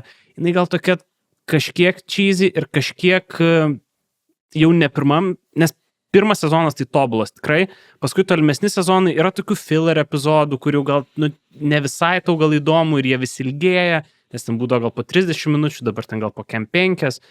Tai, bet gal reikės pasižiūrėti, ypač jeigu pateks į Anglijos Premier Lygą, tą ateinantį dar sezoną. Bet šiaip tai Wrexhamas, jo, aš pasieku Championship rezultatus. Manau, kad playoffuose būti tai šansai labai realūs, o ten jau, ta prasme, kaip išeis, taip išeis. Bet nėra taip, kad jie tuos ankstesnius savo promotions vieną po kito rinkos, nes tiesiog jie buvo turtingiausias klubas su tokiais investuotojais tose lygose. Bet ten sudėtinga, iš non-league pakilti, tu turi pasimti vieną iš pirmų 2 vietų. Ar net, o gal net pirmą ir tada nuo antros žaidžia playoffus. Kažkaip, bet žiūrėjau, ten sunku yra pakilti. Net jeigu tu geresnis, paskui jie buvo kažkiek geresni, bet žinai, tas lygių skirtumas, kad jis taip akivaizdžiai pasijaustų žemesnės Anglijos lygos, aš manau, ten netaip lengva tai įgyvendinti. Labai fiziškos tos rungtynės tikrai, ten gali klestėti ir su limituotais resursais, jeigu gerai kamuolį šauto meti. Jo, man kažkiek gal tas Sunderland Ilaidai dokumentika arčiau širdies, nes tai vis tiek yra. Šiaip tai net nėra sėkmės istorija, tai ką mums ten rodė, ten kaip tik buvo labai nesėkminga istorija Sunderlando, kuris iškrito iš Premier lygos ir žaidė Championship'e ir keitė, atleidinėjo trenerius, savininkas buvo vienas, paskui atėjo kitas, tada iškrito galiausiai tiesiog į League One, tada važiavo į Wembley žaist tą garsų į EFL Trophy finalą, tą pralaimėjo. Tai ten net nerodė kažkokios hollywoodinės sėkmės istorijos, kaip atėjo 2 amerikiečiai su fainom šypsenom ir dabar klubas eina aukštyn, ten visai kiti dalykai buvo, tokia labiau gal net realybė to klubo, tiesiog demonstruojama, neiškreipta. Justino klausimas, ar sunkiau ar lengviau yra komentuoti savo palaikomos komandos rungtynes, pavyzdžiui, lengviau, nes geriau susipažinę esate su ta komanda, blogiau iš emocinės pusės išlikti neutraliam. Kaip jums? Man žymiai sunkiau pastaruoju metu. Aš pasakoju apie tas rungtynės su Evertonu, aš tiesiog netvėriau pykčių. Tai aš taip pajaučiu, kad aš aštriau kritikuoju Chelsea, negu turbūt kažkokią neutralesnę komandą. Tai atsiranda to sunkumo, bet to pačiu, ir faina kažkaip prieš rungtynės, po rungtynių pagalvoju, o čia mano komanda. Man tai gal lengviau kažkiek gaunasi, nes vis tiek daugiau žinai visko, daugiau tas info gali pateikti, manau, klausytojui tokio gal ir ne visai, ką tu gali tik tai matydamas rungtynės sužinoti, tai... Bet tai aš gal nėra, kad labai dažnai komentuočiau iš tiesų, ten, tarkim, pavyzdžiui, Manchester United. Ateityje, tai tikrai nekomentuoju pastaruoju metu. Bet esu komentavęs jų pakilimą. Ne, aš tik vienas rungtynės ir esu komentavęs jų, tai buvo playoffų finalas dėl patekimo į aukščiausią divizioną, kurį mes kažkokio tai būdu parodėm ir tada kaip tik atsimenu, jie laimėjo, tai ten buvo tikrai įspūdinga. Tai tu kabinkoje su kai Maikė virš galvos, ne? Bet pavyzdžiui, ten kokio komentavau, kai Manchester United su Lyonu tada išplėšė 5-4, tai ten tikrai, Bet tai ten emocija ir pačiam neutraliausiam komentatoriui būtų su tokia pabaiga ir kas ten vyko tas rungtynės. Man tai iš emocinės pusės visiškai nieko, tas išlikti neutraliam tai nėra taip sunku, kaip galėtų atrodyti. Tikrai, kai sėdė ant sofos namie žiūri, tai daugiau prasiveržė ten ir keiksmažodžių ir reakcijų kiekvieną epizodą, kai komentuoji, labai susikaupi į rungtynes, į darbą ir, kai esi racionalus žmogus ir toks dar gan, sakyčiau, kaip aš toks realistas, tai labai nesunku nuo tų visų jausmų atsiriboti yra ir susikaupti į darbą savo, o tikrai ir lengviau, nes tu tą komandą labiau pažįsti ir daugiau domiesi, kas joje vyksta, tai man tikrai Barcelona arba Manchester City sukomentuoti yra pats lengviausias dalykas, nes aš viską žinau ir visada domiuosi ir kiekvienas jų rungtynės vis tiek žiūriu. Bet tu komentuoji City iš esmės kiekvieną savaitę. Jo, beveik visada. Tai Barça gal nebūtinai visada, ne visada išeina, ten dažnai po 5-15 žaidžia, kerta su kokia Premier lyga, bet Manchester City tai beveik visada. Man gal vienintelis turnyras, kur iš emocinės pusės išlikti neutraliam buvo jau sunkoka, tai Argentinos triumfas pasaulio čempionate, kur labai sirgau už Messi, bet aš tada kažkurio metu supratau, ar man reikia apsimetinėti, kad aš tipo nesirgau už jį. Turbūt net nelabai reikia. Kodėl aš turiu slėpti? Tai Tai nėra, kad aš ten neobjektyviai pradėsiu traktuoti kažkokias pražangas prieš jį, kurių nebuvo. Bet, garsiai sakysi, kaip žaviesi šiuo žmogum ir jo futbolo talentu ir genijum aikštėje, tai ką žinau, kur čia problema. Juliaus klausimas, pabandykite atsidurti futbolo stebėtojo naujoko kailyje, sunku, bet gal kaip nors. Kaip patartumėte atsirinkti kokią komandą stebėti, ne kurią, bet kokiu keliu atsirinkti? Toks komplikuotas gan klausimas, bet aš įsivaizduoju, kad paprastai tariant, dabar ateitų žmogus, sakytų, noriu pradėti žiūrėti Premier lygą, ką jūs man siūlot? Savaitgalį turas ir kurios komandos man turėtų būti pačios įdomiausias. Sunkus klausimas, geras. Sudėtingas, ypač šį sezoną, kai ta užriebių revoliucija vyksta ir kampinių. Aš tai skaičiu, kad tas atsirinkinėjimas galbūt iš tokios emocinės pusės, iš naratyvo pusės, tai turbūt reikia pasirinkti kažkokią lentelės vidurio gal komandą, kuriai gali būti ir geras, ir prastas sezonas, pasižiūrėti gal kas patinka iš tokios asmenybės pusės, iš žaidimo stiliaus gal pusės, ir tada labai turbūt seksis sirgti už ją, nes visos rungtynės bus sudėtingos, jeigu bus labai gražus momentas, tai jis bus labiau rewarding negu ten kažkokia komanda, kuri kitus traiškytų 6-0, ir gal taip įeitum į futbolą ir norėtum domėtis toliau. Dar visai neseniai būčiau siūlęs tiesiog žiūrėti visada Kloppo Liverpoolį ir Guardiola City. Dabar jau nebesigauna toks patarimas. Dabar aš gal net sakyčiau Brightoną žiūrėk, Bournemouthą, ypač kai namie žaidžia tos komandos, užsivesi. Newcastle žiūrėk, kai St. James Parke žaidžia, kai pasikūrė, ypač jeigu su didesniu kažkokiu klubu susitinka ir užsikabinsi greičiausiai ant to. Arsenalą arba City pradėję žiūrėti šį sezoną, galėtum galvoti, kad nuobodokas žaidimas tas futbolas, bet kita vertus, jeigu pradedi sirgti už tą komandą, tai džiaugiesi, kai jinai laimi. Tai čia kažkokių reikia ieškoti. Negeriausias sezonas, sakyčiau, šitam patarimui, nes iš ankstesnių sezonų aš turėčiau ir iš viršaus, kaip sakiau, labai gerus pavyzdžius. Ten dar seniau, sakyčiau, Tottenhamas Pochettino su jaunais Eriksenu, Dele Alli, Keinu, Sonu, tik žiūrėk ir mėgaukis.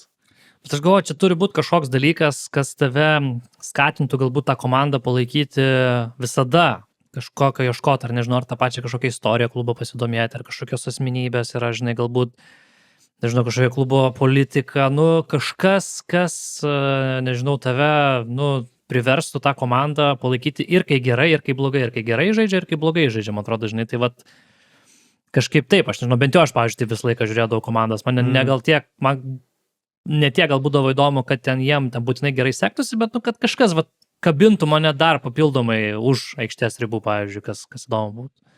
Aš pradėdavau mėgti komandas iš Football Manager arba iš FIFA's, iš kažkokių žemesnių divizionų. Man taip su Leicesteriu buvo, kad aš žaidžiau ir Football Manager, ir FIFA su Leicesteriu žemesniuose divizionuose, tada jie atėjo į Premier lygą ir aš max juos palaikiau, nes tiesiog tu kažkaip, surezonuoja tau tą komandą. Karolis klausė dėl geriausio pakaitalo Salah, aš manau, mes iš šitą klausimą atsakėm daugiau mažiau. Kaip mes žiūrim į tai? Michaelas Olise. Jeigu žaidėjas prie žaidėjo, tai bet nusipirk Michael Olise iš Bayerno. Tai dabar ir Financial Fair Play turbūt jau bus biški surakinę po šito sezono. Sakytų 250 milijonų. Galim pradėti kalbėtis. Apie Lenartą Karlą. Rimukas užduoda klausimą, kas būtų didesnis fail, Arsenalas nelaimi lygos ar Spurs keliauja į Championshipą. Aš manau, kad vis tik Spursų išskirtimas. Spursą tikrai. Dabar iš dabartinės perspektyvos? Kad ir iš dabartinės. Iš dabartinės, tai skaičiu, kad Arsenalas nelaimintis lygos būtų didesnis feilas. Dabartiniai situacijoje, kaip mes turim, likus 7 turams, Spursai yra 1 taškelis iki relegationo, Arsenalas yra +9 taškai. Nuo antros vietos, aišku, City turi 1 rungtynės dar atsargoje. Bet šitoj jau sezono stadijoje sakyčiau, kad Arsenalas būtų didesnis feilas. Jo, aš tik tai galvoju iš pačio faktų ir padarinių to. Jo, jeigu imtume nuo pirmos sezono dienos ir klaustų, tai faktas, 100%. Bet kokia būtų dviguba šventė, kad Arsenalą laimi lygą ir Tottenhamas iškrenta. Tačiau aš nežinau, kas darytųsi. Arba Arsenalas nelaimi ir Spursai paskutiniam turė sugeba Roberto De Zerbi, nusimeta megztinį, bėga švest. Tadas klausė, ar matote galimybę, kad Gvidas Gineitis galėtų žaisti Premier lygoje ir jeigu taip, kokioje komandoje norėtumėte jį matyti? Nu, aš turbūt visai matau galimybę, kad aukštas, techniškas vidurio saugas kažkada galėtų žaisti Anglijos Premier Jo, lygoje. manau, kad jisai... Turi duomenis. Man norėčiau dabar, jeigu taip galvoju. Man tai būtų komanda, tai Crystal Palace tikrai. Lietuvis dar labiau paskatintų mane sirgti už Crystal Palace šiandien, be jūsų. Šiek tiek tą Realiai pačią matai marškinėlis. poziciją gaunasi kaip Adamas Vortonas, aišku, Nu, galėtų čia gal mes pakeist. turbūt kalbam, kad ne rytoj Gvidas Gineitis atvažiuoja. Gal po 2 metų, gal po Gal. 3 metų. Aš taip realistiškai, tai tikėčius kažkokią gal naujokę ateinančią į Premier lygą ir pasibandytų į Gal Brightonė rotaciją. visai galėtų sužaisti, aš galvoju. Jo, galbūt. Bet jo, aš manau, kad jisai jo galimybės ir žaidimo stilius turbūt jam leistų. Nu, ten aišku, serija toksai, kitoks tas aikštės vidurys negu Premier lygoje. Čia aišku žymiai labiau intensyvu, didesnis kontaktas, Ja. tai Gvidas gal kažkiek toks laibesnis, bet iš talento pusės, tai aš manau, kad įmanoma jį dar pamatyti Premier Ne, lygoje. žinai, kai Ilja Grujevas išbėga už Lycą, nu, tu pagalvoji, kiek čia yra praraja tarp Ilja Grujevo ir Jo. Gvido Gineičio. Bet vat Ilja Gruevo ir yra ta istorija, kad jisai atėjo į Championshipą, ten buvo proga, jis pasinaudojo savo progą Championshipą, pakilo kartu su komanda, čia buvo irgi giliai rotacijoje, bet buvo traumelės ir jisai Nu, atsirado. jo, čia gal Tai aš irgi va, tokį toks kelią tai tiesesnis matyčiau. kelias, jo. jo. Gal iš tikrųjų realiau yra iš Torino tiesiog keltis į solidesnį Italijos komandą, dar šiek tiek gerai pasirodžius. Ten vidinis transferas koks nors. Davidas klausė ryti, ar komentuosi World Cup'o, tai jeigu paskirs, komentuosiu.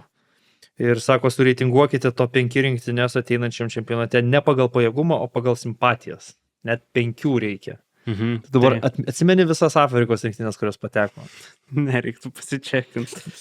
Kongo Demokratinė Respublika, žinau, kad turėtų patekti. Turėtų Ai, bet ne, patekti. su Jamaika jie žais. Nu, tai ten Gana klausimas. pateko. Net į Ganą yra 100% Gana. pirmoje vietoje pas mane. Taip, aš šiuo atveju einu su tavim. Aš galvoju dabar iš pradžių apie Europą, apie elitą visą, ten Pietų Ameriką, tai trim liūtam ir ispanam simpatizuosiu. Nu, vis dar už Argentiną ir Messi, nors aš esu nusteikęs, kad bus labai liūdna žiūrėti, ant Šermenys greičiausiai laukia. Čia yra visas. Taip. Ir tada Tai jūs ir Japonams tada lyg simpatizuoja. Japonijos rinktinė, taip dar. Jo, Japonijos rinktinė man tikrai bus arti širdis. Čia 5 net sunku tada išsirinkti, nes ir Gana, ir Dramblio kaulo krantą, ir Senegalą čia matyčiau savo sąraše. Nu gerai, tada Ispanus eliminuoju. Ir gal jau, kad Argentina jau Mesis laimėjo tą vieną World Cup'ą, nebe taip man čia bus svarbu. Tai tada Anglija, Japonija, Gana, Dramblio kaulo krantas ir Senegalas. Ok, tai čia pagal... 5. Lab- Nereitinguoju. Ok. Nu, Aš suprantu, kad kai kurios iš tų rinktinių lūkestis, kad laimėtų turnyrą, tai Anglija, kitoms lūkestis, kad tiesiog kuo geriau žaistų ir kuo geriau pasirodytų. jo, aš tai aišku prancūzus, japonai bus mano antra rinktinė. Jeigu pateks, švedai būtų trečia. Man dar Lenkai jie. Belo Jeigu Červonai. pateks, bet kol kas nepateko, tai to 5 iš to, kas Jo. pateko. Tai Prancūzija, Japonija, tada turbūt gal Dramblio kaulo krantas imponuotų man visai. Norvegija, linkėčiau jiems sėkmės. iš Įdomus tiesų būtų pasirinkimas. Būtų įdomu. Ir man kažkodėl intriguoja visai Ekvadoro rinktinė. Aš irgi maščiau apie Oho. Ekvadorą. Dėl Kaisėdo?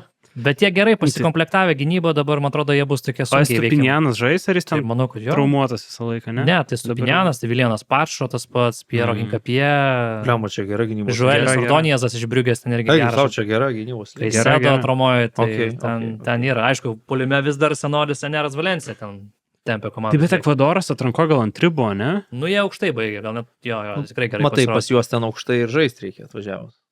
Čia jo.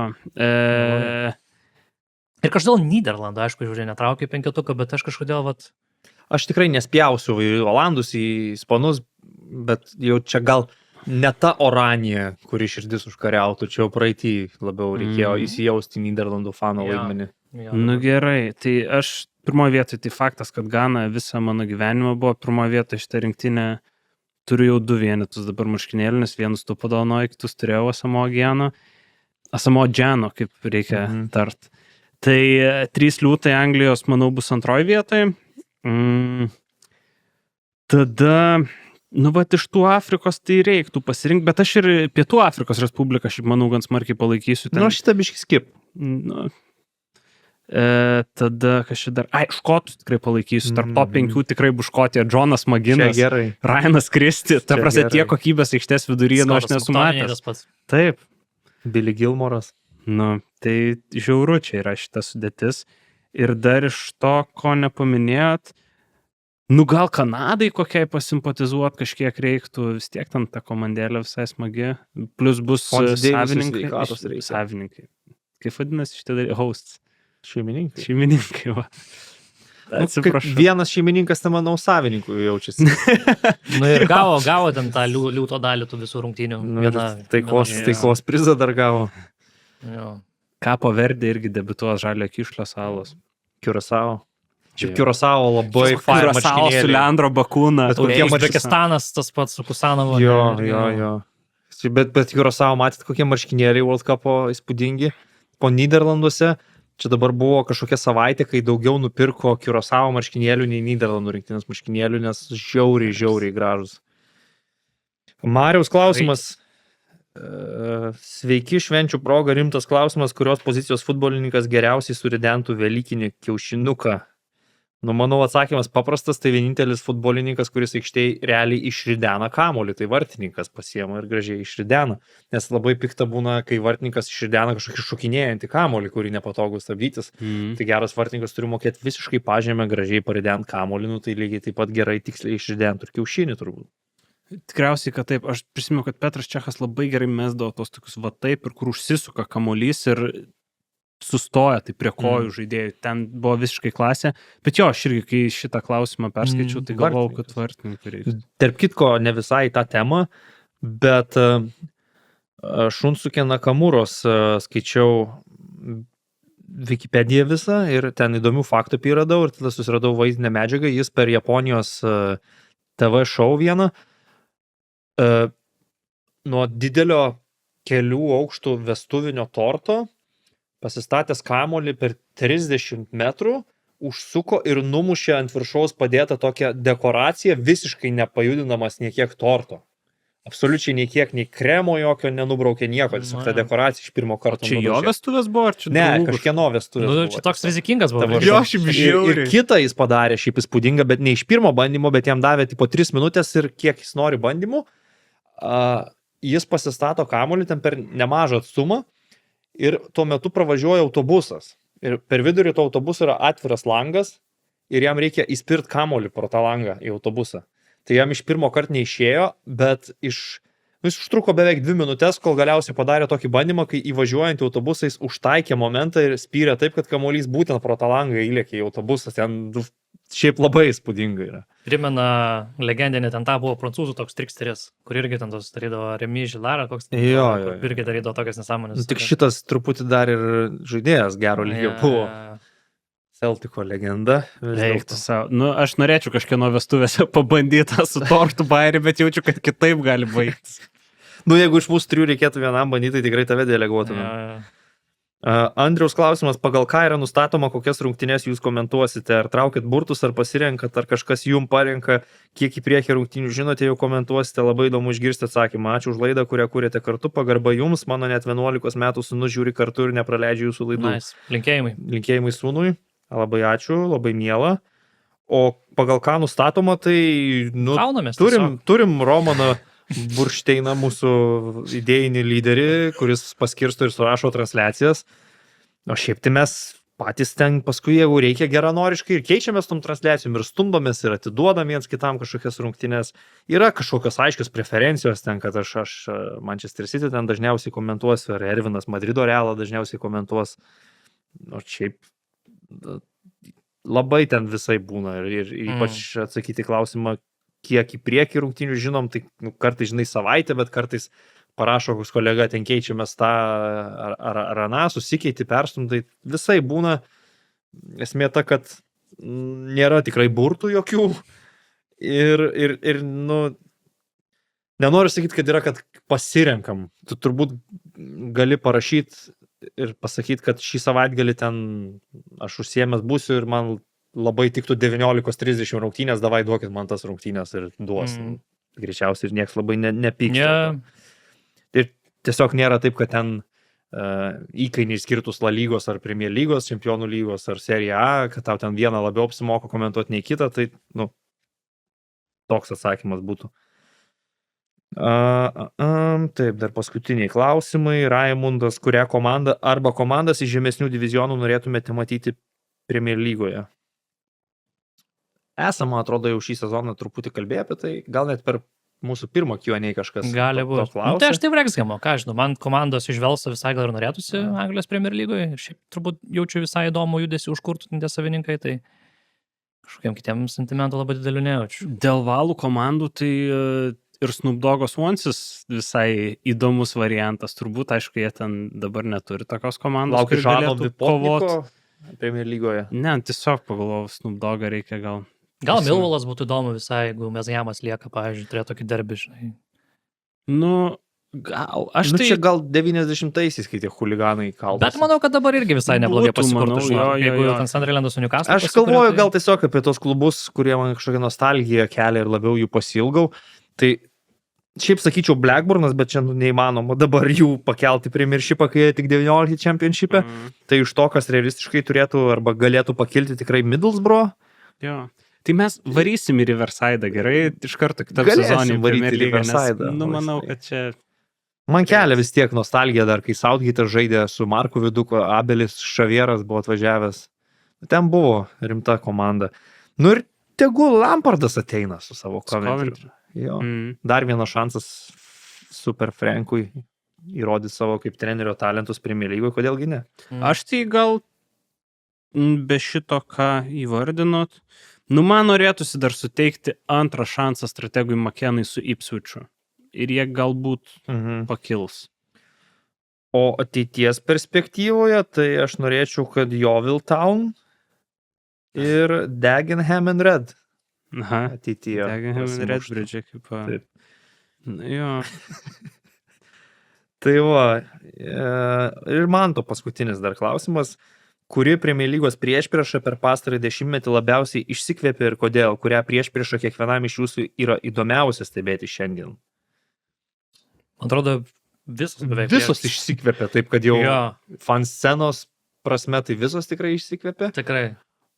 O daugiau, man atrodo, šiuolaikinėje Premier lygoje jau viskas eina apie rivalrius to meto, kas natūraliai išsivysto, kaip pavyzdžiui Liverpoolis prieš Manchester City nėra derbis, bet kai buvo Klopas prieš Guardiolą, tai buvo tiesiog dviejų genijų rivalry, kova dėl titulo ir tuo metu tai buvo pagrindinis realiai produktas Premier lygos, pagrindinės rungtynės Manchester City Liverpool. Bet jis irgi toks buvo labai, žinai, toks pagarbos vedinas, man atrodo, žinai, nebuvo taip, kad... Neapykantos. Jo, nebuvo taip, kad heitintų vienas kitą, nes, manau, labai daug jautė vienas kitam pagarbo, žinai. Vat, kad tokių piktų, žinai, kažkokių rivalrių, kaip ten anksčiau būdavo, žinai, ten Arsenalas su Man United, kur ten, žinai, ten Kynas su Patriku Vera, ten vos nesusimuša, žinai, ten Arsenas Wengeras su Jose Mourinho. Taip greičiausiai gal ir net nebus. Dabar vis tiek šį sezoną tai buvo įdomiausia vėl turėti Taino ir Vyro derbį po ilgo laiko, Newcastle'as ir Sunderlandas, ir dar kai Sunderlandas 2 kart laimėjo prieš teoriškai stipresnė komanda, tas irgi pakursto, aš įsivaizduoju šiek tiek, tai ten gal dabar jau ta didžiausia priešprieša karščiausia tokia, nes nei Šiaurės Londono tas derbis kažkoks dabar jau ypatingas, nei ten Liverpoolio Manchester United šiais laikais jau kažkokia ta priešprieša tokia jau, kaip anksčiau būdavo. Dar ypatingai dabar, kaip pavyzdžiui, Evertonas iš Goodison Parko išsikraustė tą naują stadioną, tai man atrodo, ir Liverpoolio derbis prarado dalį žavesio tokio kažkokio, tai jis turėjo. Išsibezdėjęs kažkiek ir tas. Gal United Leeds kažkiek toks dar likęs, kur tikrai jaučiasi iš Leedso pusės. Kai Leedsas jie žaidė, jie labai buvo įsikūrę, bent jau fanai. Bet turbūt taip, Newcastle Sunderlandas dabar likęs toks tikresnis kažkiek derbis. Tai viskas, tiek su jūsų klausimais, labai ačiū visiems, kurie rašėt, klausėt, pasistengėm atsakyti, beveik visus, tik tai sakau, tie, kurie rašė po 2 ar po 3 klausimus, atrinkau po 1, kad visiems būtumėm kiek įmanoma sąžiningi. Ir pasikalbėkim dabar apie Anglijos rinktinę. Anglijos rinktinė per šį langą žaidžia kontrolinius mačus, jau žaidė su Urugvajum, sužaidė lygiosiams 1-1, dar žais su Japonija.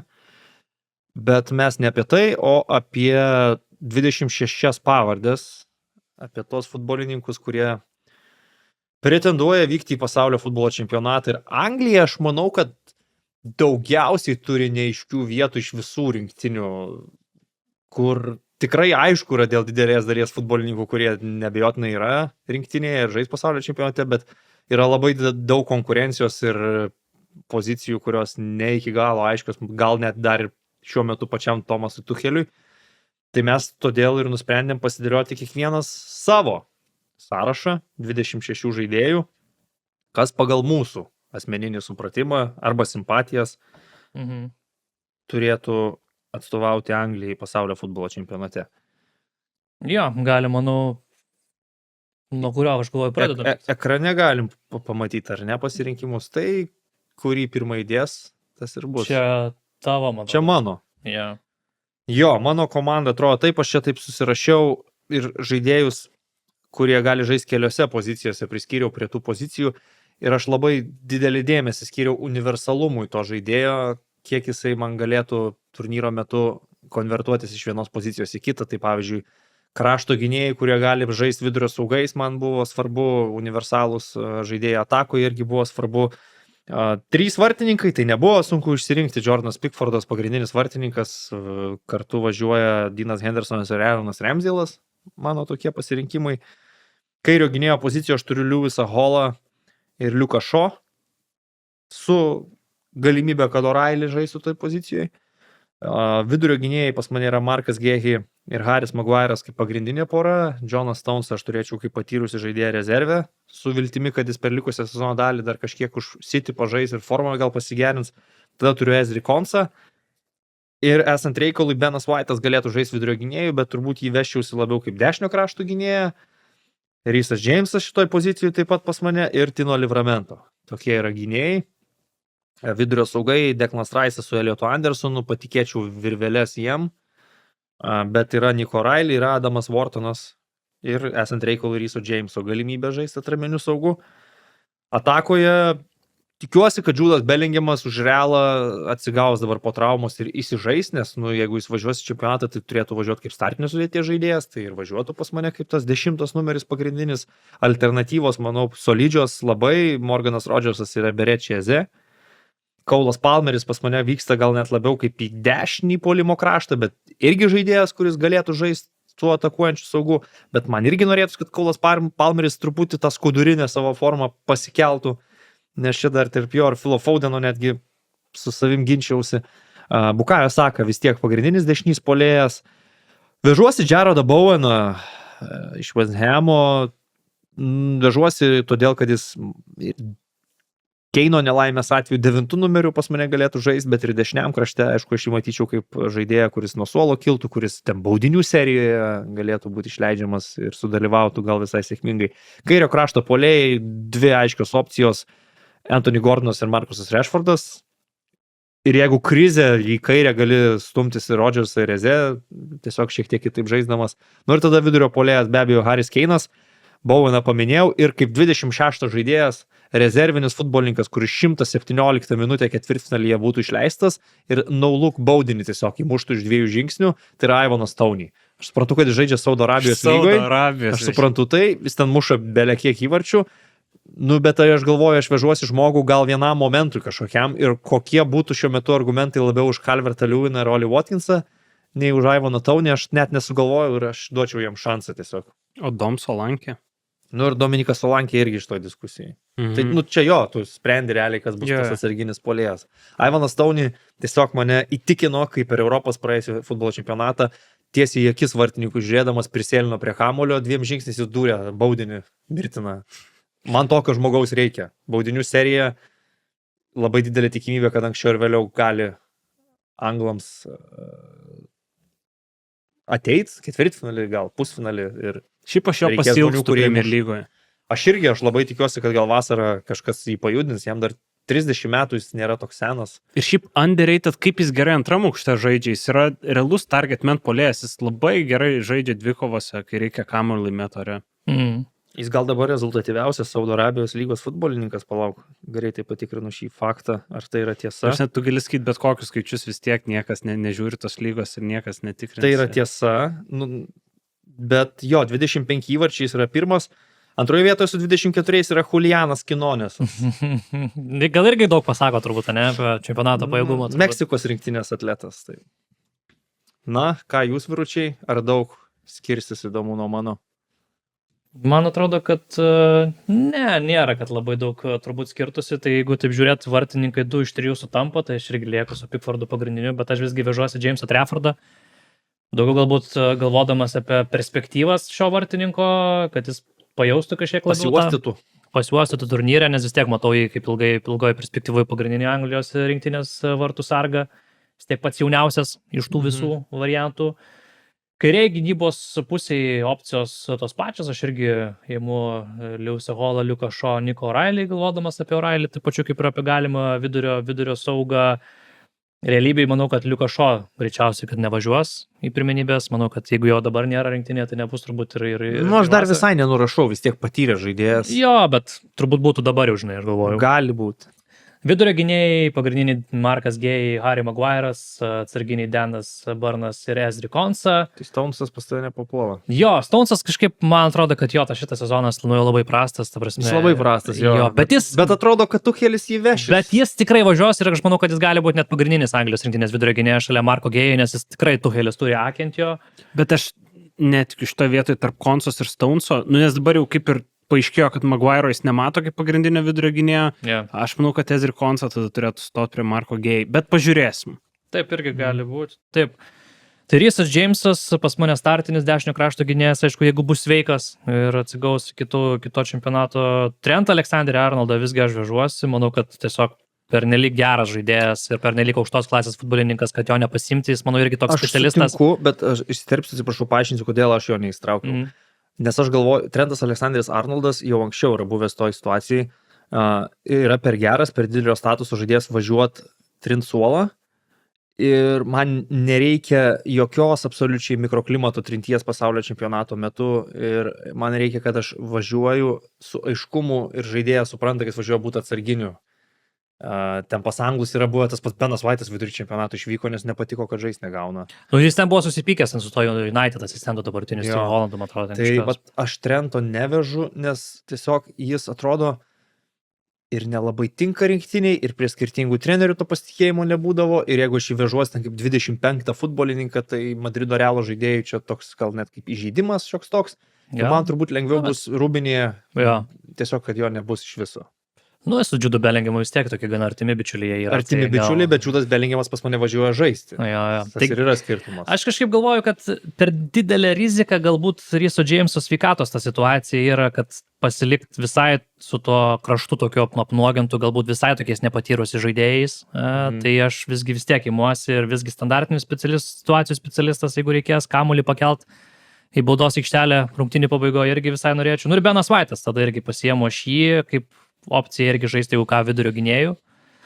Atraminiai saugai Andersonas, Declanas Rice'as, juos keičia Adamas Whartonas ir Kobe Mainu. Tai šiaip ilgai svaršiau galbūt ir apie Jamesą Garnerį, bet pagalvoju, kad yra ir O'Reilly, ir Rhysas Jamesas, kurie dar galėtų viduryje žaisti, kaip ir užtenka tų tikrų tokių 4 vidurio saugų.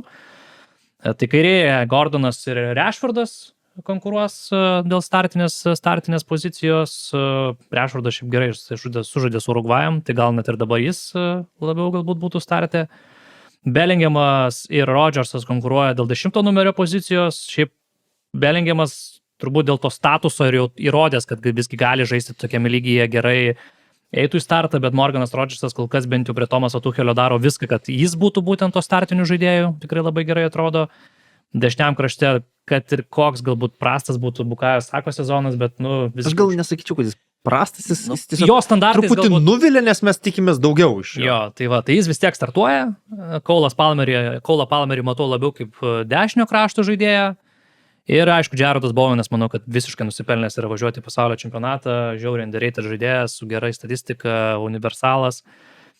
Tai Takos Maigalė, tai Harry Kane'as, čia kaip ir nėra klausimų, ir aš imu veteraną Danny Welbecką, kuris yra sužaidęs gerą sezoną šiemet. Čia būtų šaunu.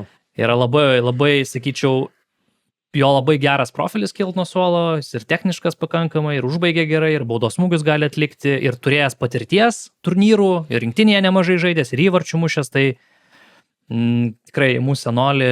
Nu, manau, labai kad- norėčiau, aš Jo, jis- labai sutikčiau su tokiu pasirinkimu. jo. Mažai šiaip skyrėsi, gal Kostas daugiau kozirių pritrauks. Manau, Milnerį kad gal ne, veš. bet... Bet jūs abu Philo Fodeną iš vis netraukit į rinktinę, ne? Jo, aš netgi kontroversiškai galvojau Palmerį atkabinti ir Fodeną vežtis, bet kad, Philas Fodenas tiek nuges ir nusėdo dabar, kad man sunku klube prigesusi futbolininką. Tai visą pirmos sezono dalies Fodeną aš kvieščiau. Fodenas šiaip reikia priminti praėjusią sezoną, kai straglino, jau net nekviesdavo rinktinę ir tik per rudens langą Tuchelis jau jį gražino, nes jis užsiti tada gerai pradėjo žaisti. Dabar irgi jis buvo pakviestas, bet aš nežinau, jis realiai Manchester City klube dabar per Karabao finalą išeina paskutiniam 3 minutėm.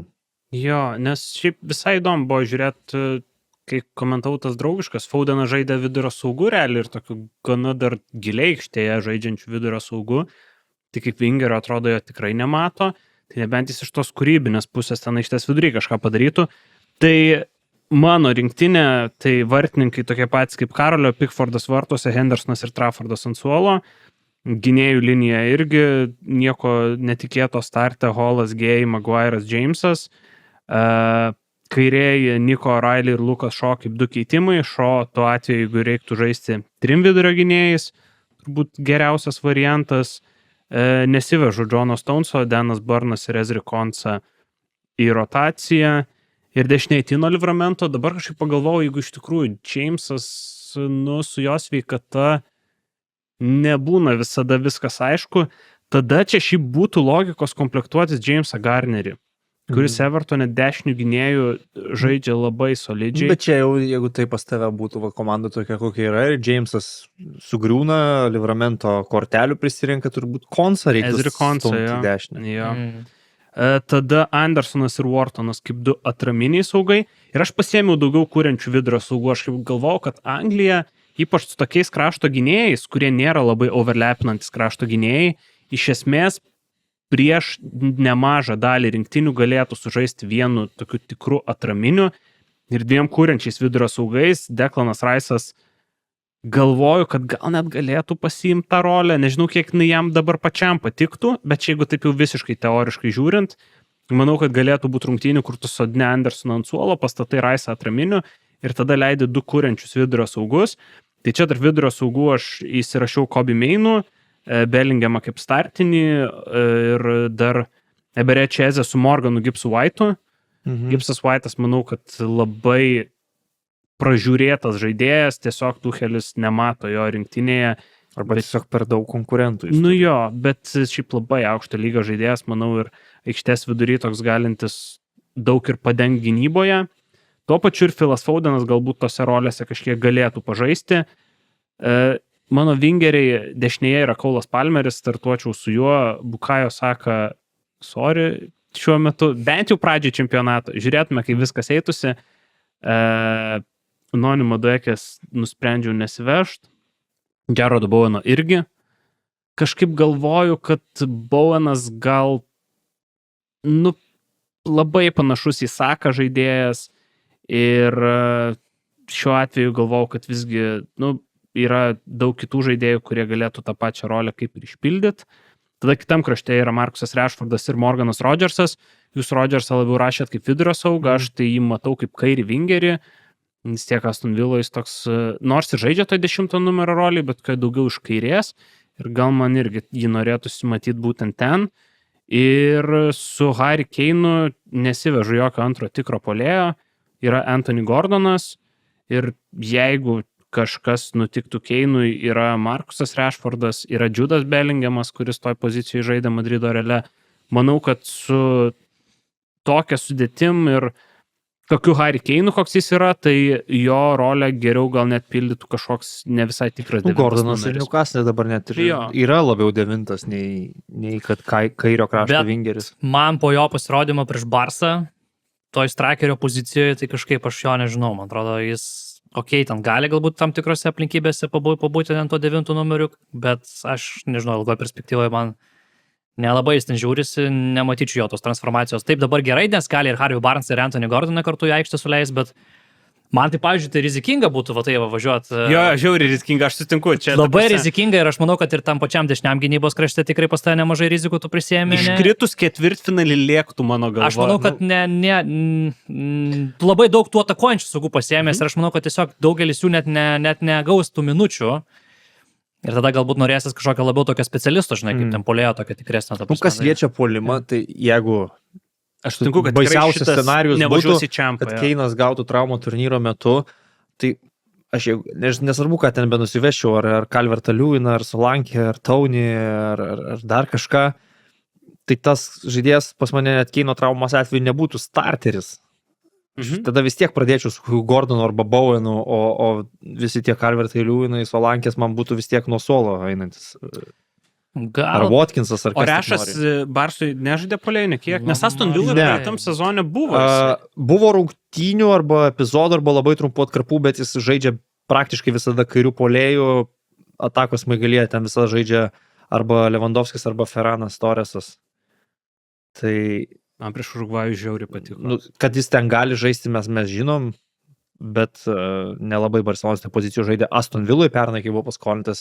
Taigi netgi Watkinsas piktinosi, kad Čempionų lygos ketvirtfinalyje nepateko į startą pas Emerį, nes jisai Rashfordą statė į vidurio puolėjo poziciją. Man visą laiką labai norisi turėti žaidėją, kuris toks kaip focal point gali būti tavo atakoje tokiuose turnyruose, kur tu gali jam užmest kamuliuką ir jisai, žinai, nugarą gali į vartus sužaisti, prilaikyti kamuolį, pasiuką padaryti paprastą tiesiog iš šoną.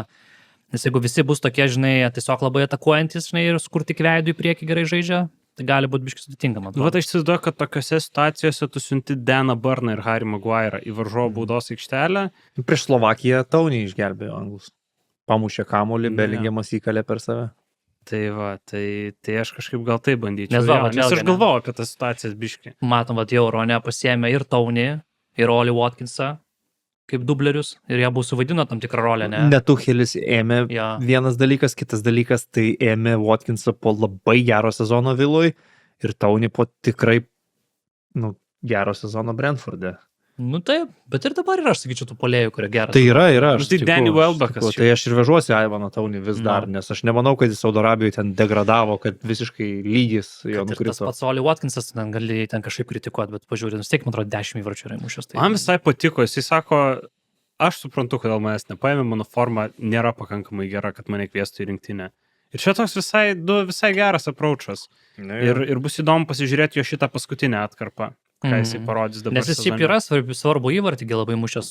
Tai prieš Nyderlandus. Tai jeigu visi žaidėjai turėtų gerus sezonus, tai aš manau, kad Oli Watkinsas yra antra opcija po Harry Kane'o.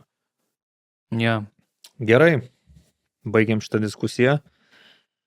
Laiko dar šiek tiek turim, nežinau, ar spėsim ir žaidimą, ir Barclays, priklausys nuo to, kiek ilgas bus tavo žaidimas. Tai... Aš galvoju, žinok, jie viens su kitu gerai eina, tai gal mes pasiliekam, galvoju, kitai laidai ir nesukom labai galvoju. Nes Kostui eteris, čia jau virš valandos 40 kalbam, gal tikrai tada pasilikime kitam kartui. Tą kartą vėl nebus Premier lygos, tai vėl reiks galvoti kažką. Jogi bus FA taurės savaitgalis. Bus gal turinio apie FA taurę, vis tiek ten yra Liverpool City, pavyzdžiui, ketvirtis. Port Veilas tas pats. Port Veilas prieš Chelsea. Tai gerai, tada atsisveikiname kitos savaitės. Su jumis buvo Kostas Trilkūnas, Karolis Dudėnas, Rytis Višniauskas ir laida GO3 liūtai. Visom. Iki.